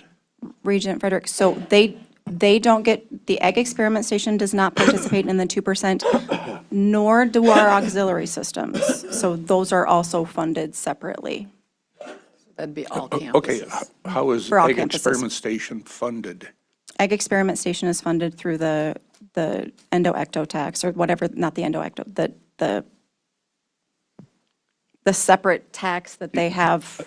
I thought that was for the ADRDL, and that is sitting separately right now because that bond has been paid off, and that's kind of sitting in limbo. If we're going to go down this road, I'd say let's Yeah. just have President Dunn come up quick if he wants to, and then we will. So, but to your point, that they will not be getting the 2% on AES, is the answer to your Yeah, question. that's my point. Yes. Okay, thank you. Thank you. Sorry, President Dunn. Good exercise right there. All right. Regent Roberts, did you have something? I'm sorry. I did not. Okay. All right. Legislation. Back to you. Thanks. Liza Clark with the Board of Regents. Item 7B is on the 2026 legislative session. We're asking you to bring forward 5 pieces of legislation this year, as listed on the document: the USD Gas and Family Indoor Track and Field Facility, Research Park Contractual Relationships, SDSU Swine Wean to Finish Barn Addition, SDSU Soccer Stadium Construction, and the SDSU Building Demolition. And the only other thing I would add is that we would like as you've given the latitude in the past for the executive director and the legislative committee to make any changes or additions during legislative session. Thanks. I move to authorize the executive director to, one, submit the proposed legislation for the fundamental purposes as described, and two, submit such additional legislation as may be necessary and appropriate upon concurrence of a majority of the legislative committee. Second. Having been moved and seconded, any comments on that motion? Hearing none. All those in favor will signify by saying aye. Aye. Opposed, nay. Motion carries. All right. Item 7C is revised board policy 3.71, housing and meal plan requirements. This is a first reading. I'll give a little bit of context behind the policy changes that you see in front of you. Last legislative session, there was a bill proposed to remove the housing and meal requirements from all of our campuses. And we heard some testimony from students where, they were just not satisfied. There were complaints about the exemption process and some of the issues. And so I think our board really heard some of the issues from students. There were supposedly some 600 students that had signed petitions or complaints about the housing and meal plan situation. And we didn't want anecdotal information. We wanted to really understand what the students' issues were, what their concerns were. And so the board formed a work group, and it consisted of students and staff from all of our campuses to really kind of dive into what was the exemption process, what is it that we were doing, what were the policies like, what was the housing situation at each of the institutions. And we've been working on this process since last spring.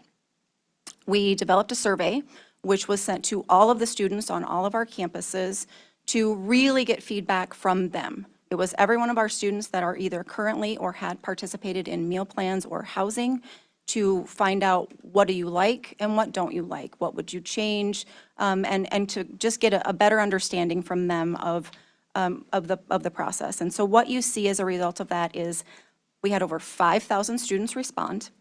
And as a result, we have some modifications to this policy.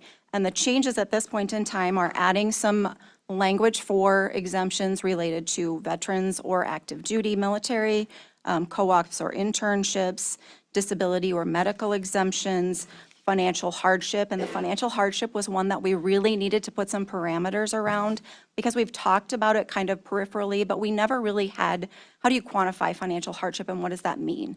And so that's what we're really trying to do here and provide some clear context for campuses to implement this.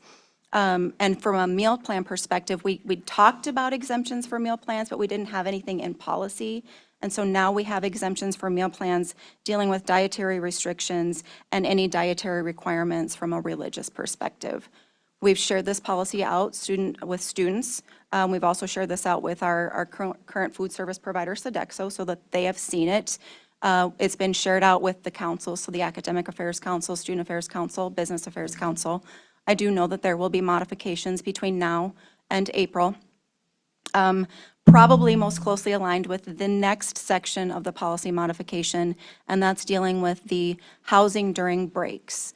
So currently, we allow students to stay in their housing, their dorms during breaks, but we charge them a daily fee for that service. So if you're Easter break, Thanksgiving break, Christmas break, you may stay in your dorm. There's a process to do that, and then we charge you a daily rate. We heard through the survey, the students don't really like that. They felt like they have already paid for that service, and so why should we have to pay again? So the policy has been modified that you may stay in the dorms during the break, but you still have to notify. You need to be aware that services will be modified. You're not going to have food service. That's not going to happen, and you're likely not going to have access to as much counseling or all of those kinds of things because these are breaks for other people. We're probably going to have to refine this part of the policy so that we give enough notice to the campuses about the student being there. We'll have to figure out what that looks like. And also, if you plan to be in the dorms during the Christmas break, you need to be registered for spring semester because quite honestly, technically, that fall semester ends right at the end of these finals, and so you have to be registered for spring. So those are probably some tweaks that you're going to see before the April 2nd reading. But this has been just kind of I don't know if labor of love would be the right term, but it's been a labor on the part of a lot of people, and I really do want to thank the work group that has been part of this. The students have been instrumental, quite honestly, in their feedback and their support of how this process has gone. And I do want to let our students know that we heard them last legislative session when they were kind of voicing their concerns. And so that's been the reason and the impetus behind the policy change that you see today. And with that, I'll stand by for questions. Thank you. Any questions for Regent Peterson? Yeah, so just a quick comment. To echo a lot of what Heather said, this survey was a great success.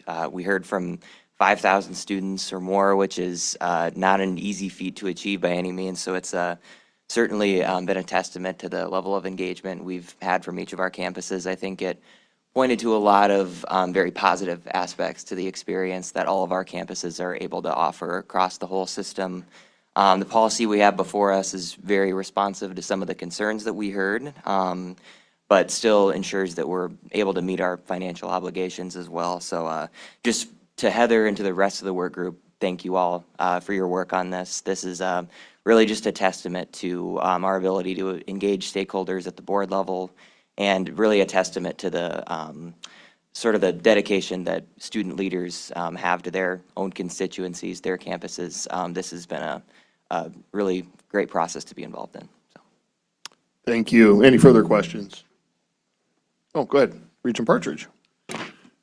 Thank you, Mr. President. I guess my question might be, do you feel like we at the Board of Regents are flexible enough to give the exemptions that are necessary out there for people not to stay in the housing, that if they have a reason that fits our criteria? Are we expansive enough, or are we flexible enough related to our exemptions for housing? Regent Partridge, I think I do. I really do. And that was, I think, reiterated. We had some students that were part of this work group that before the process started, especially like in the medical exemption process, they had heard from friends or anecdotally that the exemption process was maybe a little cumbersome or unfair. Maybe we weren't as flexible as we needed to be. And as we worked through the process, they understood how the exemption process worked and what we grant exemptions for. And as we kind of tweaked and finalized what the policy looks like now, I think it clarified for me and it clarified for the students that we do offer the kinds of exemptions that are necessary, and we are being consistent across the campuses in what we permit. So I am comfortable with that. Thank you. Yeah, Regent Partridge just had a little sidebar here and said, we had great feedback from the students last night, and I see Sam Bailey, anybody nodding their head that I think they really liked this process. I think that I'm getting a pumping fist. I think they do think that it's probably molded to the right policy, and like you said, Heather, there's probably going to be a few tweaks yet before we get to spring, but I think this is really a nice evolution in that process. So. And if I might, Regent Rave, then that's what I keep trying to emphasize to the students and to the staff, that the reason that we have the 2 reading process is so that we can get it right. We have an opportunity between now and April to make the adjustments and the tweaks. I know that there's still some concern with the section related to the housing during the breaks. So let's figure it out. Let's figure out what do we need to get it right. And quite honestly, it's still, we've got time. So let's get it. Let's fix it. Yeah, I agree. I mean, there's a delicate balance there, right? We have to do what's right for the students, but we also got to do what's right, as you pointed out very appropriately. Those other people, that's their break as well, that would have to do some of those support services. And so we got to be smart about how we navigate this, but, understanding students do have a need to have somewhere to sleep, and they've already paid for that. So, all right. Regent Lochner. Okay, I move to approve the first reading of the proposed revisions to BOR Policy 3.7.1, Housing and Meal Plan Requirements, as shown in Attachment 1. Second. All right. Having been moved and seconded, any further comments? Seeing none. All those in favor of that motion will signify by saying aye. Aye. Opposed, nay. Motion carries.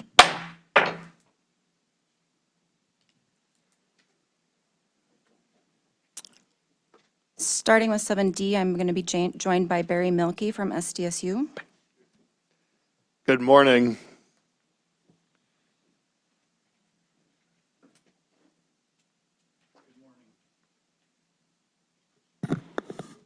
Good morning, Barry Melky, Associate Vice President of Facilities Services at SDSU. First up, SDSU would request approval of the preliminary facility statement and the accompanying work request for the project to renovate Benoist Hall. Benoist Hall is about a 78,000 square foot residential hall with 259 sleeping rooms, bathrooms, 2 apartments, and common study spaces. Benoist is home to 480 undergraduate students. It was constructed in 1969 and had significant projects in 2006 to renovate sleeping rooms, a roof replacement in 2010, restroom renovations in 2011, and fire alarm upgrades in 2021.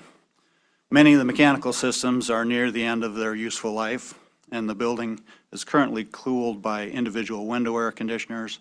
This project will replace the original heating system with central ventilation and cooling, provide room level temperature controls.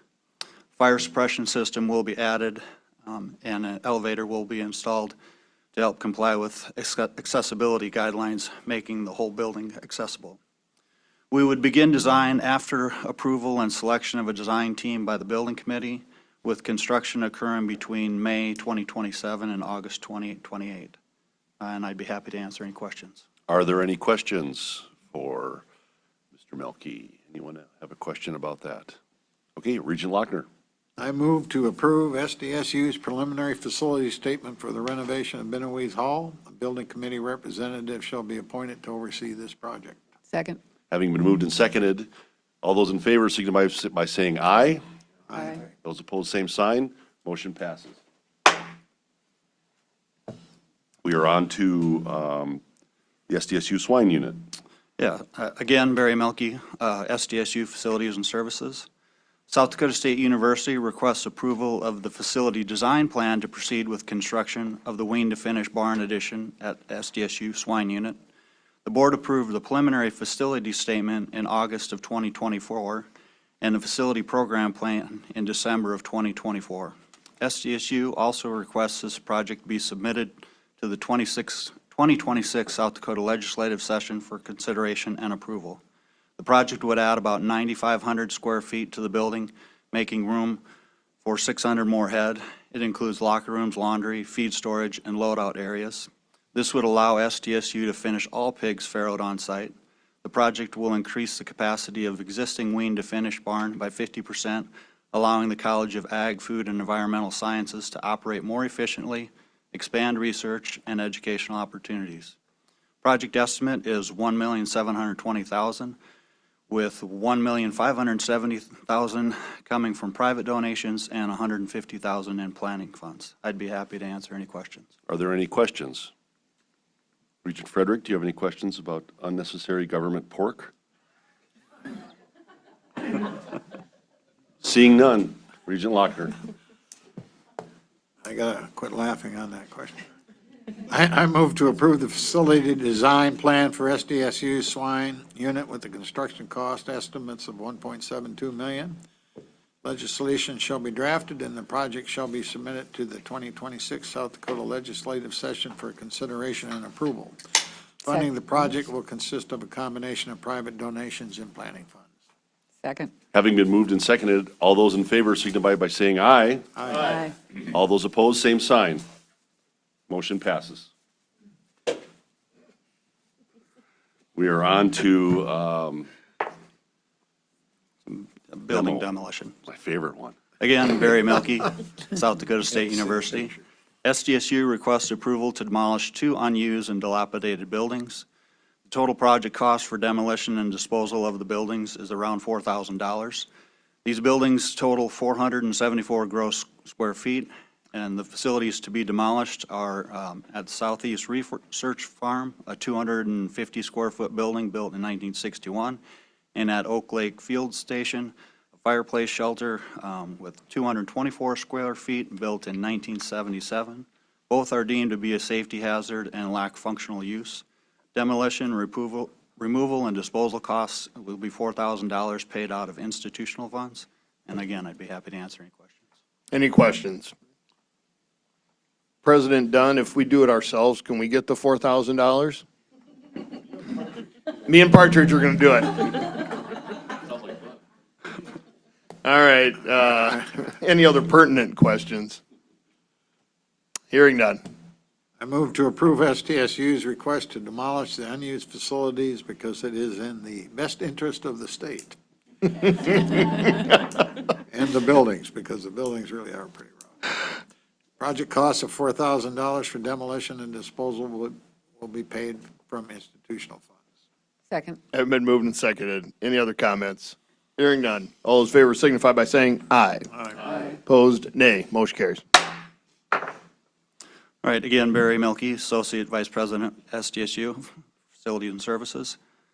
South Dakota Codified Law 1.33B authorizes the use of energy performance contracts to finance energy project savings through the utility and operational savings they generate. To qualify, these projects must produce sufficient savings to repay the total project cost within 15 years. In October of 2024, in collaboration with the Office of the State Engineer and the Board of Regents Office, SDSU issued requests for statements of interest for an energy performance contractor. In December of 2024, the board approved a preliminary facility statement to establish the building committee. In March of 2025, we finalized an agreement with SiteLogic to complete an investment-grade energy audit. Nearly $15 million in potential energy-saving projects have been identified in 119 buildings across campus as part of this audit. To more efficiently manage the costs, SDSU plans to conclude its agreement with SiteLogic after reimbursing them for their audit. And SDSU will move forward with competitively bidding the work, utilizing the lowest responsible bidder. We believe this will be more cost-effective and keep more of those dollars in the South Dakota economy. SiteLogic would likely use more out-of-state contractors. We will likely use more local contractors. SDSU will oversee the project and be responsible for measurement and verification. Phase 1 is estimated at $6 million and will focus mostly on lighting, building envelopes, and plumbing fixtures. Phase 1 would be funded through a zero-interest loan from the State Energy Loan Program with repayment over 15 years using the utility savings. Phase 2 will address more complex. Estimated cost of Phase 2 is around $9 million, with a revised scope and funding plan to be submitted to the board and building committee prior to implementation. Because this initiative spans multiple facilities and is budget neutral, SDSU requests exemption from the standard capital project requirements. A critical component of this is the financing structure to use the utility savings to cover the debt service and fund future phases. SDSU must work with the Bureau of Human Resources and Administration and the Bureau of Finance and Management to establish a memorandum of understanding ensuring the same level of utility funding is maintained over the next 15 years to support repayment of the loan. Based on discussions with the Office of the State Engineer, similar agreements have been successfully implemented in the recent past, and this approach is considered feasible. Savings from the academic facilities will revert to the state once the loans are repaid, while savings on revenue facilities will remain in the SDSU's auxiliary system. And I'd be happy to answer any questions on this. Thank you, Barry. Any questions? Executive Director Lucas. No, thank you. Well, Barry, I just wanted to take a moment to say thank you and your team for going above and beyond and doing the extra diligence. It would have been easy to follow the normal process, which would have worked, but you asked questions, you dug in, and you found a new, better pathway that'll better serve SDSU, the students, and the taxpayers of South Dakota. So thank you for that. Thank you. Well said. Any further comments, questions?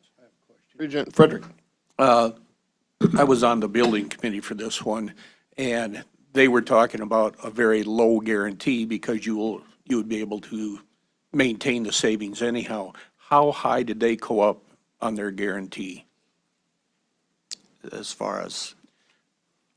If their estimate was to save $1, but if they didn't meet that $1, then they had to come in and backfill the loss, you know, because they over guaranteed and they underperformed. Now, because they have to stay in business, they have to have a margin of safety. What percent were they at of 100%? They were significantly higher for us. So initially, when we were looking at it, we looked at a couple of buildings, and one of them was our office building, relatively small building, and we kind of looked at, okay, if we replaced all these lights, what would it cost? And their number was significantly higher than what we thought it would be. So then we actually kind of worked with a contractor to see what they would charge us to do it, and we found that we were close to 50% less than what they were going to charge us to do it. So if we can do it for half the dollars, that makes the payback significantly quicker. So things that they were saying were going to take 11 years to pay back, we think we're going to be closer to 5 or 6 years. So being able to do it cheaper increases that payback, and it'll further extend those dollars to do more things across campus. Because if we can bundle some of these 5-year paybacks with something that's maybe an 18 or 20-year payback, lump it together, we get more things done. And then it gives us access to another funding mechanism to deal with some of the backlogged M&R across campus. So we think it's a win-win situation. It's going to save us energy, and then after this is paid back, those energy savings will go back to the state. So it's a good thing. And that's been a little bit of my rub, that it goes to the state, which isn't bad, but it'd be nice if it stayed with the university. Yeah, and on the revenue side, it will. Certainly, if you do something in your home to save energy, those dollars, or you can use them for something else, but at least it's staying with the state. I think it's going to be a good thing. Which statute is that, 133B 3.13? Yeah. That's the one that determines. That was 2. 313 isn't? 1-33B. Yeah, right, but the individual, that's title and chapter and section, is it 3.1? Well, I'm I'll not talk sure. to you later. Yeah. Anyhow, well done, well done. Thank you. All right, any other questions? Hearing none, Regional Director. I move to approve South Dakota State University's request to proceed with Phase 1 of its energy efficiency initiative at an estimated cost of $6 million, funded through a zero-interest state loan with the Bureau of Resources and Administration. I further move to exempt this project from the standard capital improvement process. SDSU should work with the Bureau of Human Resources and Administration and the Bureau of Finance and Management to establish an MOU ensuring consistent utility funding for the 15-year repayment period. Any subsequent phases and financing arrangements shall be brought back to the board for approval. Second. Having been moved and seconded, further comments on that motion? Hearing none. All those in favor will signify by saying aye. Aye. Opposed, nay. Motion carries. Next up, again, Barry Milkey, SDSU. South Dakota State University requests approval of the preliminary facility statement to begin planning for a new academic facility on the main campus of SDSU. In spring 2025, SDSU completed the comprehensive master plan outlining priorities to address the university's most pressing needs. Many of the proposed projects focus on supporting academic program growth, fostering innovation, and renewing facilities.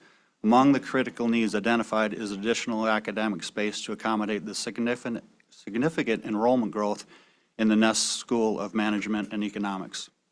The Ness School has outgrown its current space in Harding Hall. Enrollment has grown from 600 to 700 in 2018 to more than 1,200 in 2024, and is projected to reach 1,500 in 5 years. This would represent over 12% of the university's total enrollment. The school offers accredited programs in accounting, agribusiness, business economics, consumer behavior, economics, entrepreneurial studies, and operations management through the Association of Advanced Collegiate Schools of Business. The estimated project is at $52 million. Scope and budget will be refined through the design process. Funding sources include private donations, university strategic investment funds, and higher education facility funds. I'd be happy to answer any questions. Thank you, Barry. Any questions? Yeah, Regent Partridge. Barry or Provost Hedge, maybe too, I might ask the question, and don't have to answer this obviously right now, but have we I just haven't seen it, maybe I just need to be aware of it, some sort of pro forma or projection for all of the business classes, courses, and programs that exist at SDSU. Could I get something like that that would just kind of show me where we're headed and where we are, where we're headed, and that sort of thing? That'd be great. Thank you. Okay, any further questions? Maybe for all of us. That sounds interesting. Yeah, yep, that's, did you hear that, Provost Edge? I just sent it to everybody, thank you. Yep. All right, with that, Regent Lochner. Move to approve SDSU's preliminary facility statement for planning a new academic building utilizing a combination of private donor funds, university strategic investment funds, and HEF allocations. The building committee representative should be appointed to oversee this project. Second. Having been moved, seconded, any comments? Hearing none, all those in favor will signify by saying aye. Aye. Opposed, nay. Motion carries. Again, for the record, Barry Milkey, SDSU. South Dakota State University requests approval of the facility program plan to proceed with the planning of a new soccer competition venue on the main campus of Brookings. The preliminary facility statement was approved in December of 2023. SDSU also requests the project be submitted to the 2026 South Dakota legislative session for consideration and approval. A new soccer venue on main campus of SDSU has been identified in a priority from both the 2024 athletics facility assessment and the 2024 campus master plan. The Jackrabbit soccer team currently competes at the Fishback Soccer Complex on the south side of Brookings. While it's a quality facility, its distance from campus limits student participation and the game day experience. The new venue on campus will support soccer and other outdoor sports, as well as improve the pedestrian experience on Jackrabbit Avenue, which is heavily traveled during game day and other events on campus. The project will include a new competition field, grandstand, concessions, ticketing facilities, locker rooms, public restrooms, press boxes, storage, and other service areas. The estimated total construction cost, including identified ad alternatives, is $5,040,000. The project is currently in a pre-design phase, and construction alternatives have been identified to provide flexibility to align the project costs with funding available. I'm really excited about this, excited to get soccer on campus, and I'd be happy to answer any questions. I'll start, and I apologize, I was talking to Executive Director Lucas. Where exactly on campus is it going? So it would be north of the Performing Arts Building, between that and the baseball stadium, and it would be east of the football stadium. East So of the that- football stadium. That whole area in there, certainly very active on football game days, but other activities. And situating locker rooms and restrooms there, we'll be able to use those for not only soccer, but baseball and potentially softball as well. So kind of get some dual use out of that building, and certainly bringing soccer back to campus is an exciting venue. Yeah, agreed. Good. Regent Partridge. Thank you, Mr. President. I think I might ask the question, too, related to the fact that positioning of that soccer field means that it's from the I think it's the north side of campus there. That tends to be a welcoming spot for more and more traffic, coming onto campus than ever. Inside this plan, do you have, kind of that beautification, welcome to campus, signage and things of that nature that will be part of this? For, just sort of that aesthetic appeal, if you will? Yeah, that's one of the things also identified in the master plan, is that that's becoming more of an entrance to campus. Certainly not the only one, but if you're coming there for something of the performing arts or an athletic event, you're coming in that direction. Part of this project, we hope to kind of narrow that road down. We've found in other areas when we've narrowed roads down, it just has a slowing effect to traffic, which makes it more safe and pedestrian friendly.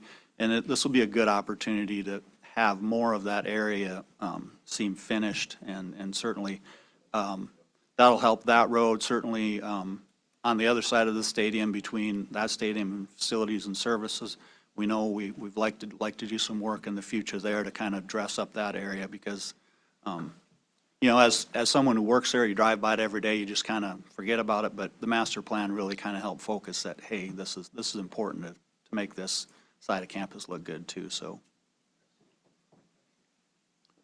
Okay, further questions? All right, I move to approve the facility program plan for the construction of SDSU's soccer competition venue with the cost estimates of $5,040,000. Legislation shall be drafted and the project shall be submitted to the 2026 South Dakota Legislative Session for consideration and approval. Funding for the project will consist of private donations and planning funds. Having been moved and seconded, any comments on that motion? Hearing none. All those in favor will signify by saying aye. Aye. Opposed, nay. Motion carries. Thank you.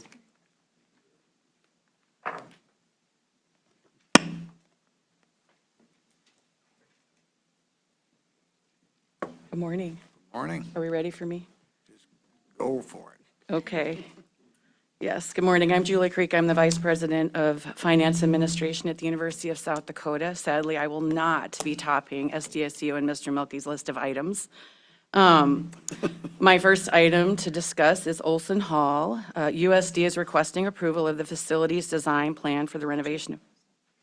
Could I be paused just for a second? We need to take care of item J quick before you do Olson Hall, so just. Yes, sir. We'll take care of that quick. We'll come right back to you, to our regularly scheduled program. Move to table item J, 7J. Have been moved and seconded. All those in favor of that motion will signify by saying aye. Aye. Opposed, nay. Motion carries. I'm sorry. Now we're back in. Thank you. On to Olson Hall, yes. Okay. USD requests approval of the facilities design plan for the renovation of Olson Hall.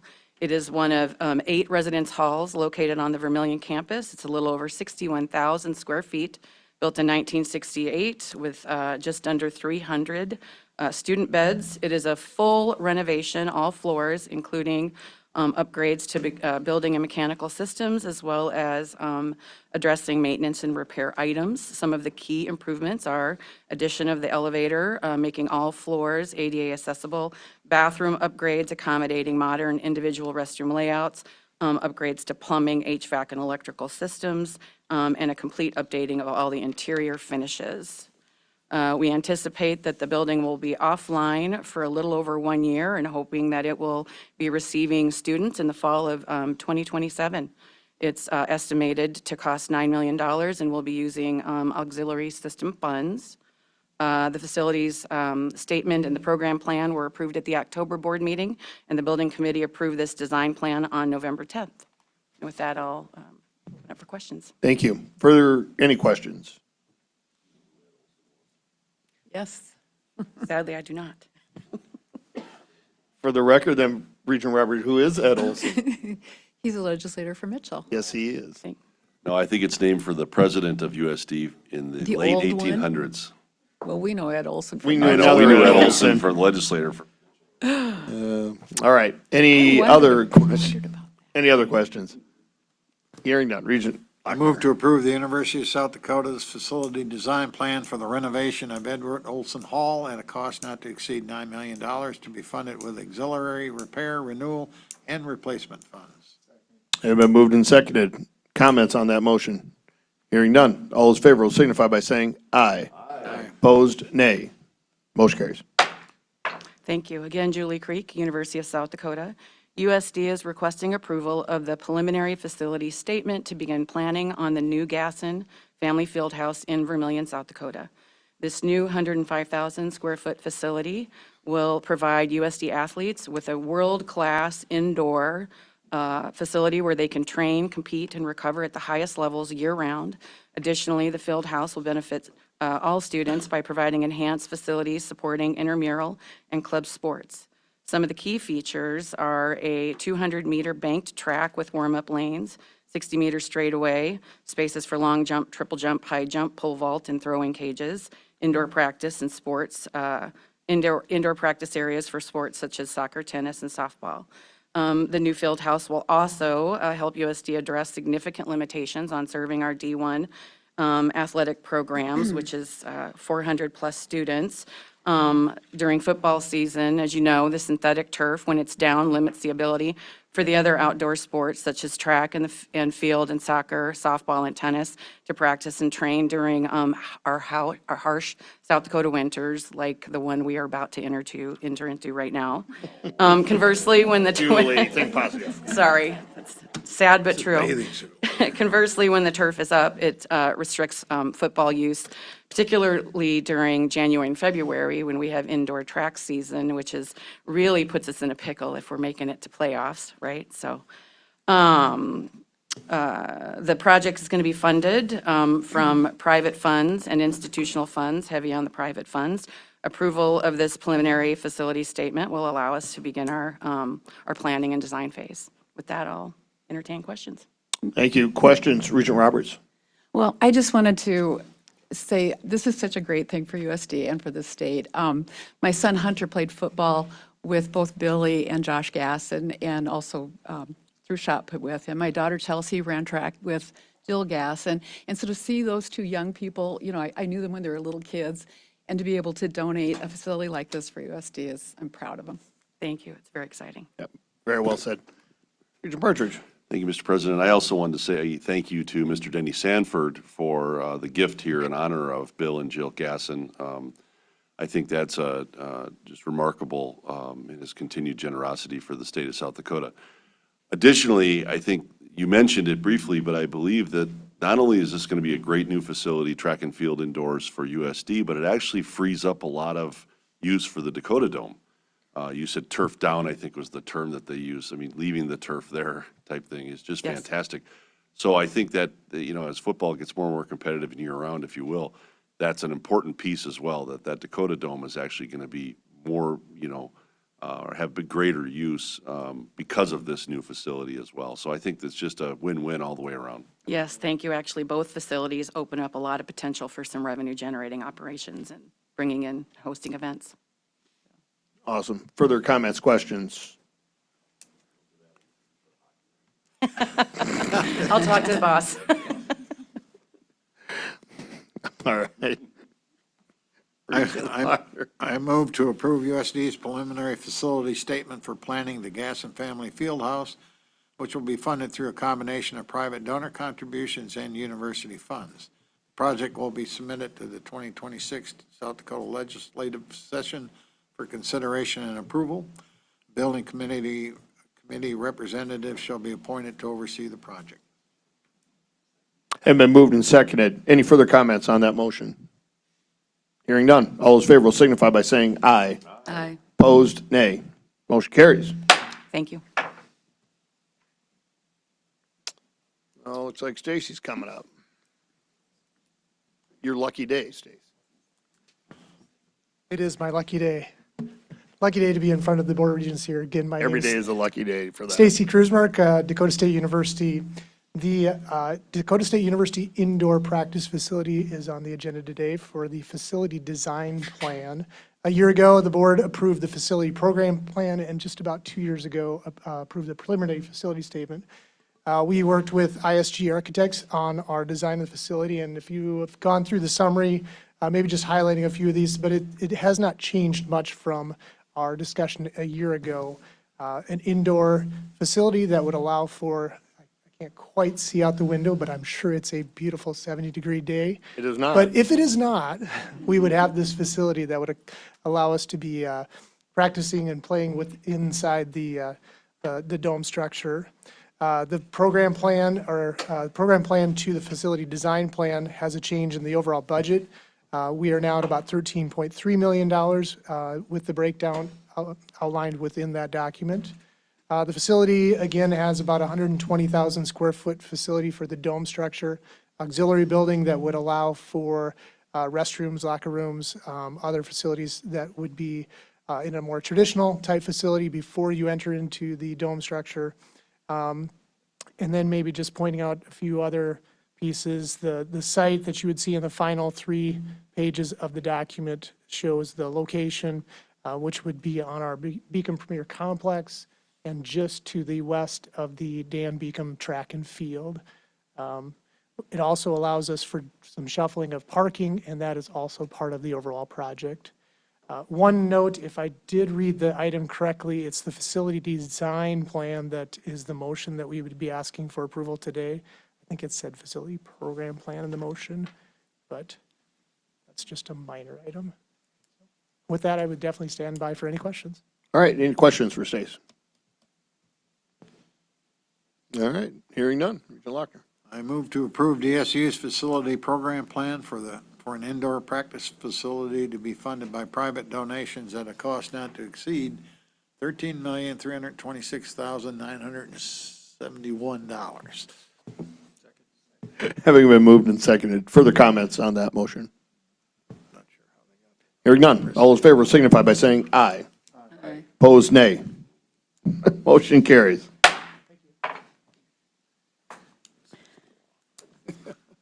For item 7N, it's a new board policy 7.8 for data classification and security, first reading. I've got Dave Hansen and Chris Colesrud here from our Regents Information System to kick it off. They obviously know a little bit more about this than I do.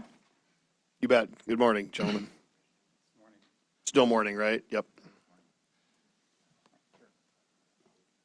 Yeah, Chris Colesrud, Chief Information Security Officer for the Board of Regents. Dave Hansen, CIO. So policy 7.8 is a data classification and security policy. This is its first reading. As we heard earlier today from both the curriculum presented by DSU and from Regent Beacom here, there's importance around appropriately securing and protecting data. And so those discussions underscore the need to clear system data classification framework. So this policy establishes that framework across the SDBR system. While we have policies related to personally identifiable information, FERPA, academic data, social security numbers, we haven't had a unified board level policy that encapsulates all institutional data and its classification levels. And so, this policy fills that gap by creating a framework based on sensitivity, legal requirements, and operational impact. We see this policy as essential for strengthening data governance across the system, an effort and a framework that we're building out today with our committee work. So the policy itself puts data into 3 classification levels: restricted data, which also has a subset, which is confidential data. That's your highly sensitive, that FERPA regulated information. Internal data, which is data that is less sensitive, less risk if it was to be exposed, but still we don't want it to be public, and then public data. The policy also defines roles and responsibilities for data stewards, custodians, and trustees, core components for a data governance framework, and it aligns with board policies and state and federal requirements, including FERPA and FSA regulations. It also sets expectations for access, handling, storage, vendor use, and disclosure based on classification levels. And altogether, we believe this policy provides the essential structure needed for a consistent, compliant, secure data practices for a system-wide formal data governance effort. I think you've pretty well covered it. Certainly, we're happy to answer any questions you guys have. Excellent. Questions? Regent Lochner. No, I'm just. Oh, any questions from any of the board members? All right. Oh, go ahead. I mean, FERPA is really that student PII, right? Is that kind of the way to describe it? Academic data as well, yes. Yep. All right, Regent Lochner. Move to approve the first reading of the new proposed BOR policy 7.8, data classification and security as shown in attachment 1. Second. Having been moved and seconded, any comments on that motion? Hearing none. All in favor signify by saying aye. Aye. Opposed, nay. Motion carries. It's like Holly's coming up.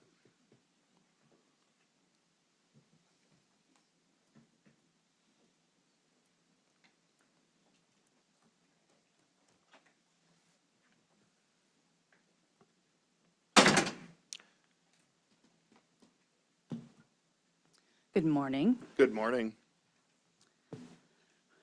Ready to proceed? Yeah, anytime you're ready. All right, item 7.0 brings forth policy revisions to existing policies in our policy manual as a result of updated definitions to sex-based offenses in the National Incident-Based Reporting System Handbook. Per federal regulations implementing Title IX and its attendant policies, when that handbook is updated, Title IX regulation definitions are also updated. So this policy revision therefore updates our policies to make sure we're staying current with those federal definitions. The The two new definitions are updated in our Title IX policy, and we've also updated collateral references both within that policy in 141 and in 142 to clarify definitions for offenses that are also utilized for Clery reporting, which is campus safety reporting purposes. So because this is a change to implement some updates that have already occurred at the federal level, we are requesting a first and final reading to make sure that we're timely implementing these new definitions. And so I will stand by for questions. Thank you, Holly. Any questions for Holly? Hearing none. Regional Doctor. I move to, 1, waive the 2 reading requirement of bylaw section 5.5.1, and 2, approve the first and final reading of the proposed revision to BOR policy 1.4.1, sexual harassment, and BOR 1.42, prevention of dating violence, domestic violence, sexual assault, stalking, and hazing, as presented. And been moved and seconded. Any comments on that motion? Hearing none. All those in favor will signify by saying aye. Aye. Opposed, nay. Motion carries. Item P. This item brings forth policy revisions that will take steps to align our existing board policy regarding reporting and responding to potential fraudulent conduct within the system, with some process changes and obligations that arose out of Senate Bill 62 in the 2025 legislative session. For example, the existing policy primarily addresses fraud as it was defined in our policy, but we've updated the definitions to make sure that we're including conduct that is also otherwise referenced in Senate Bill 62 to ensure we're being comprehensive in terms of our response to that. So things like improper governmental conduct have also been incorporated into our policies as well. Ultimately, we want to ensure that our incident response processes work in conjunction with the entities that we're required to report to in that legislation, such as the Attorney General, the Auditor General, et cetera, and that we're not creating repetitive processes or reports, and that we're not, complicating or overlapping any law enforcement processes that exist under that legislation as well. So we wanted to do all of that, make sure that was folded into our policy, but also doing that in a way that continues the process that we were already using so that we have an adequate and thorough institutional response wherein we can make sure we're taking corrective action and process improvement while also working with those outside entities. So I will stand by for questions.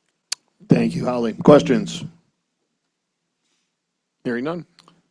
I move to, 1, waive the 2 reading requirement of bylaw section 5.5.1, and 2, approve the first and final reading of the proposed revisions to BOR policy 4.8.2 as presented. Sorry, poor Regent Roberts got locked out. We were trying to tell you something there, Regent Roberts. All right. Any further comments? Hearing none. All those in favor of that motion will signify by saying aye. Aye. Opposed, nay. Motion carries. We are on to Q. 7Q, revised policies 431 and 448. Recent examination of employee policies that we were undertaking in other areas have indicated that an area that we could improve on were BOR policies 431 and 448. And we're doing that in a way that will distinguish the language regarding the use of 2 administrative tools, suspension with pay and paid administrative leave. Our existing policy references both of those things, suspension with pay as a disciplinary action along with suspension without pay. However, our policies also reference and explicitly authorize the use of paid administrative leave as an important interim tool when, for example, investigative actions or other conduct issues arise. South Dakota administrative rules for state employees distinguish between these two, suspension and administrative leave. So the proposed changes do bring us actually closer into alignment with those existing provisions by preserving paid administrative leave as that interim tool in the event of workplace conduct issues, and removes suspension with pay as a potential disciplinary measure under our policies. Additional discussion with campuses around this area indicated that suspension with pay is a rarely used tool.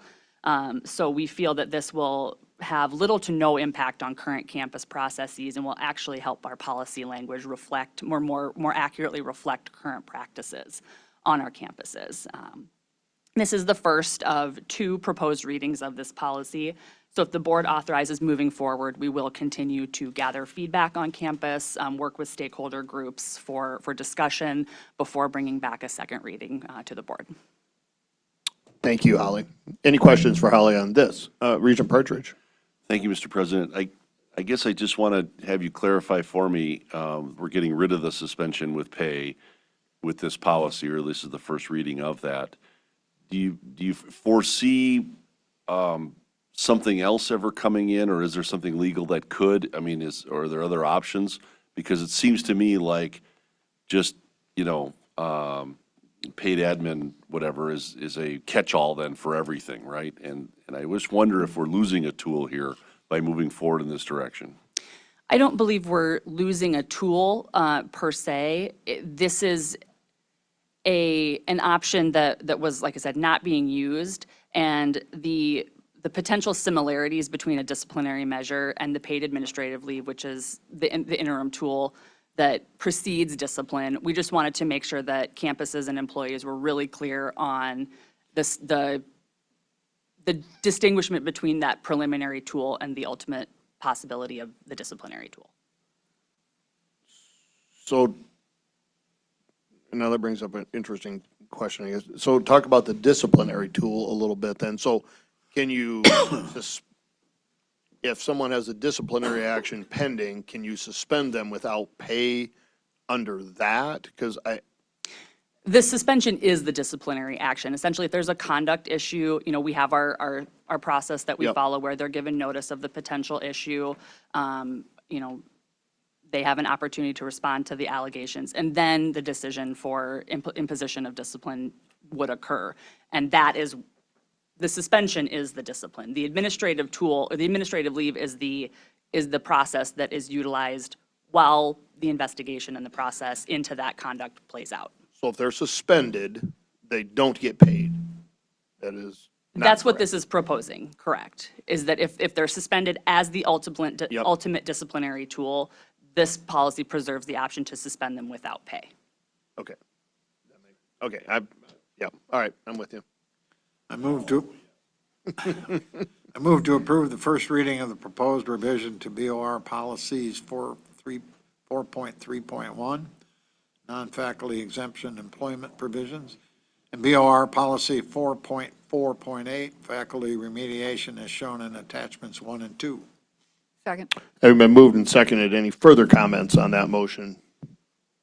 Hearing none. All those in favor will signify by saying aye. Opposed, nay. Motion carries. We're down to R. That was first reading. Correct. Item 7R proposes updating or proposes some changes around the digital content and technology accessibility. The Department of Justice updated regulations implementing Title II of the Americans with Disabilities Act, and those regulations are set to go into effect in 2026. The proposed revisions in BOR 7.6 will assist campuses and our shared system service offices in ensuring that digital equipment, services, and content, so things like websites, our content available therein, are some of our software that we implement in classrooms and in learning management systems, all comply with consistent applicable accessibility guidelines and standards. And so the proposed revisions create a minimum set of standards for all of our campuses as well as our system office to be following in terms of accessibility, so that we're using procurement, implementation, auditing processes consistently across the board in compliance with those federal regulations. So these are recommended to bring us into timely compliance with those federal changes. I will stand by for questions. Thank you. Questions for Holly on this one? Hearing none. Regent Lochner. I move to, 1, waive the 2 reading requirement of bylaws section 5.5.1, and 2, approve the first and final reading of the proposed revisions to BOR policy 7.6, technology purchases as presented. Second. Having been moved and seconded, further comments on that motion? Hearing none. All those in favor will signify by saying aye. Aye. Opposed, nay. Motion carries. We are down to S. My last item for you today is not a policy revision, so I'm going to change it up for you. In this item, the USD Discovery District has been engaged with the City of Sioux Falls to sublease a parcel of property within the Discovery District for development construction of a fire rescue station. The Discovery District, however, currently has in place several covenants, conditions, and restrictions on property use within the district that are created and imposed by the master lease between the South Dakota Board of Regents and the Discovery District. And the city is requesting that some of those be waived in order to ensure that the parcel is compatible for use as a fire rescue station and its nature as a public service that's also operated by a governmental entity that has certain restrictions on how it can act or how it's required to act. So under the master lease between SDBOR and the Discovery District, in order to waive such covenants, conditions, and restrictions, or CCRs as they're frequently called, consent from the board as the master, or as the lessor of property is needed. So review of the requested waivers and consent for use, which are outlined in a narrative document and documentation provided to the board, does indicate that the proposed waiver would be limited to that fire rescue station parcel, so preserving those CCRs for the remainder of the Discovery District does support a positive use of the property within the district. A fire rescue station is a useful public safety service that will benefit the district and the surrounding tenants. The City of Sioux Falls and the Discovery District are both supportive and have jointly requested waiver of those CCRs. I will stand by for questions. Yeah, I'll start out. I sit on the Discovery District Board, and, you know, I will tell you, we vetted this at length, and I know Regent Partridge is probably going to have some comments here about using a research park for research park, items. And so we pushed really hard at the district board meeting to get Ryan to explain why we would put a fire station in a research park. And Holly did, I think, a very nice job of outlining that, and says, we'll say it better than I did, but there is value in having public safety in, around, servicing our research park area. There's still plenty of room, acres to build as it would grow over time, to fill that park with areas or spaces that can take research items in. So we didn't make that decision lightly, or this recommendation, but it does, as Holly pointed out, fall in the guidelines of a research park. Regent Partridge or Frederick. Well, you already touched on it, but you still have the whole issue of human capital, positive human capital externalities, which you will just give that up when that space is gone.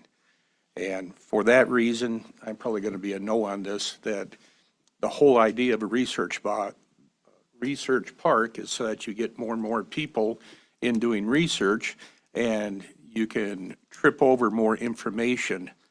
The more people you have there, the stronger it'll be. And some of the square footage gone, that opportunity will also leave.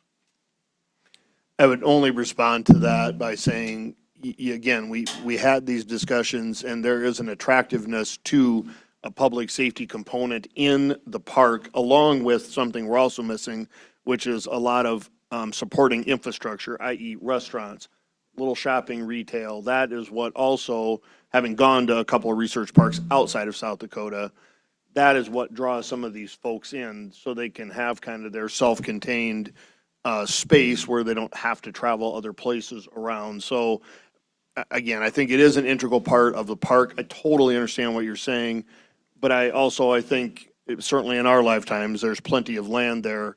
If when the first building is completely full and then there's need for another one, and as that spirals, there's plenty of space to grow there. That was kind of how we came to that decision. So, Regent Partridge.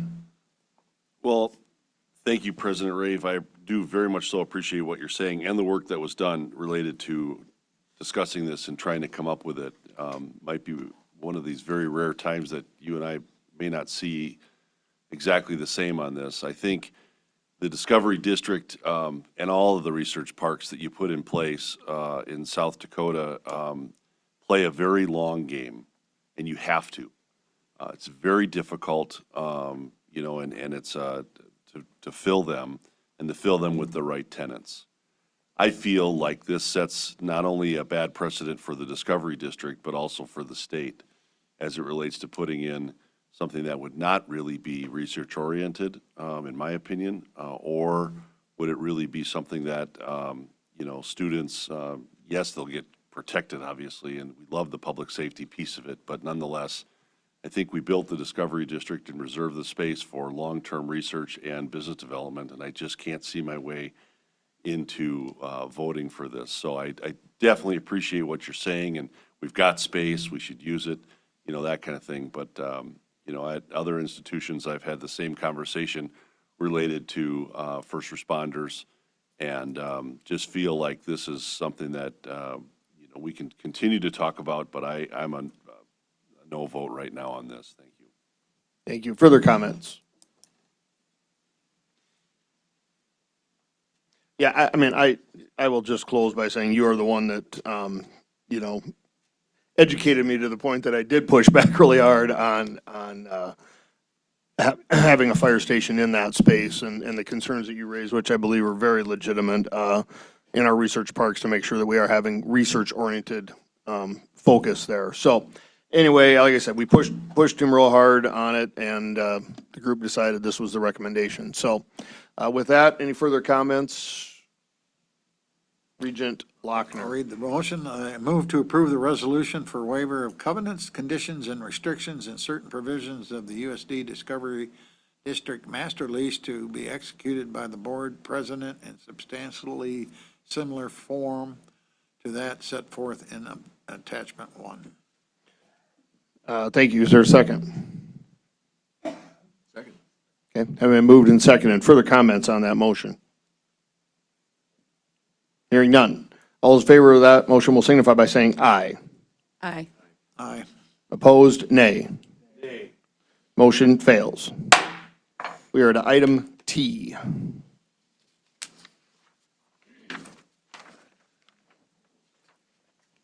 Looks I like, will point out that that draft motion was on page 1060 of our pre-read materials, so, just for the record. Heather gets to come back up one more time. Hadn't seen enough of me. The final item on the agenda, item 7T, the SDSU Football Stadium Fiscal Year 25 Financial Report. This is an item that was previously on the consent agenda, and I think the reason that we have it for you here for actual action is because when SDSU had their football stadium bonds approved, the board had asked at that point in time that they report their pro forma versus actual performance year over year to the board so that you could see that they were meeting their expectations, and they have been. And we're kind of at that 10-year time frame. They've been meeting and exceeding expectations. They're in a good spot, and we just wanted to be able to, at this point in time, let them know that you don't need to keep doing this anymore. We didn't have any formal action at the point in time when this was done. The financial statement requirement was placed, and so wanted to be able to take formal action to let SDSU know that they're now have met their obligation for the financial statement report. So that would be our recommendation, is that this be the last financial statement report on the SDSU football stadium that you see. I'll stand by for questions. Okay, good. Questions for Heather? One comment, I do think post-audit or audits of financial decisions are an important component. But beyond 10 years, I think it's not required. It's achieved it. But occasionally, I think this is a good practice. Okay. Do we have to have a motion? Yeah, I have a motion to read. Go ahead. I move that South Dakota Board of Regents sunset the requirement for South Dakota State University to provide an annual football stadium financial report to the board effective immediately following the FY25 report. Second. Having been moved and seconded, all those any further comments on that motion? All right, hearing none. All those in favor of that motion signify by saying aye. Aye. Aye. Opposed, nay. Motion carries. All right, that brings us to the end of our agenda. Nice work, everyone. Done a little bit earlier than I thought. A couple closing thoughts. One, everyone have a very, very Merry Christmas and holiday season.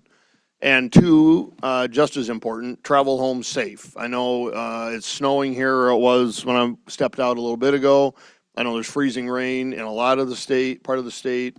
So as you travel home, really be careful and make sure you check the road conditions before you leave here. So with that, any further comments? I'll take a motion. I just was told there's box luncheons. She actually told me that earlier and I forgot. Box lunches out here for you on your way out. With that, I'll take a motion to adjourn. All those in favor signify by saying aye. We are adjourned. Thank you.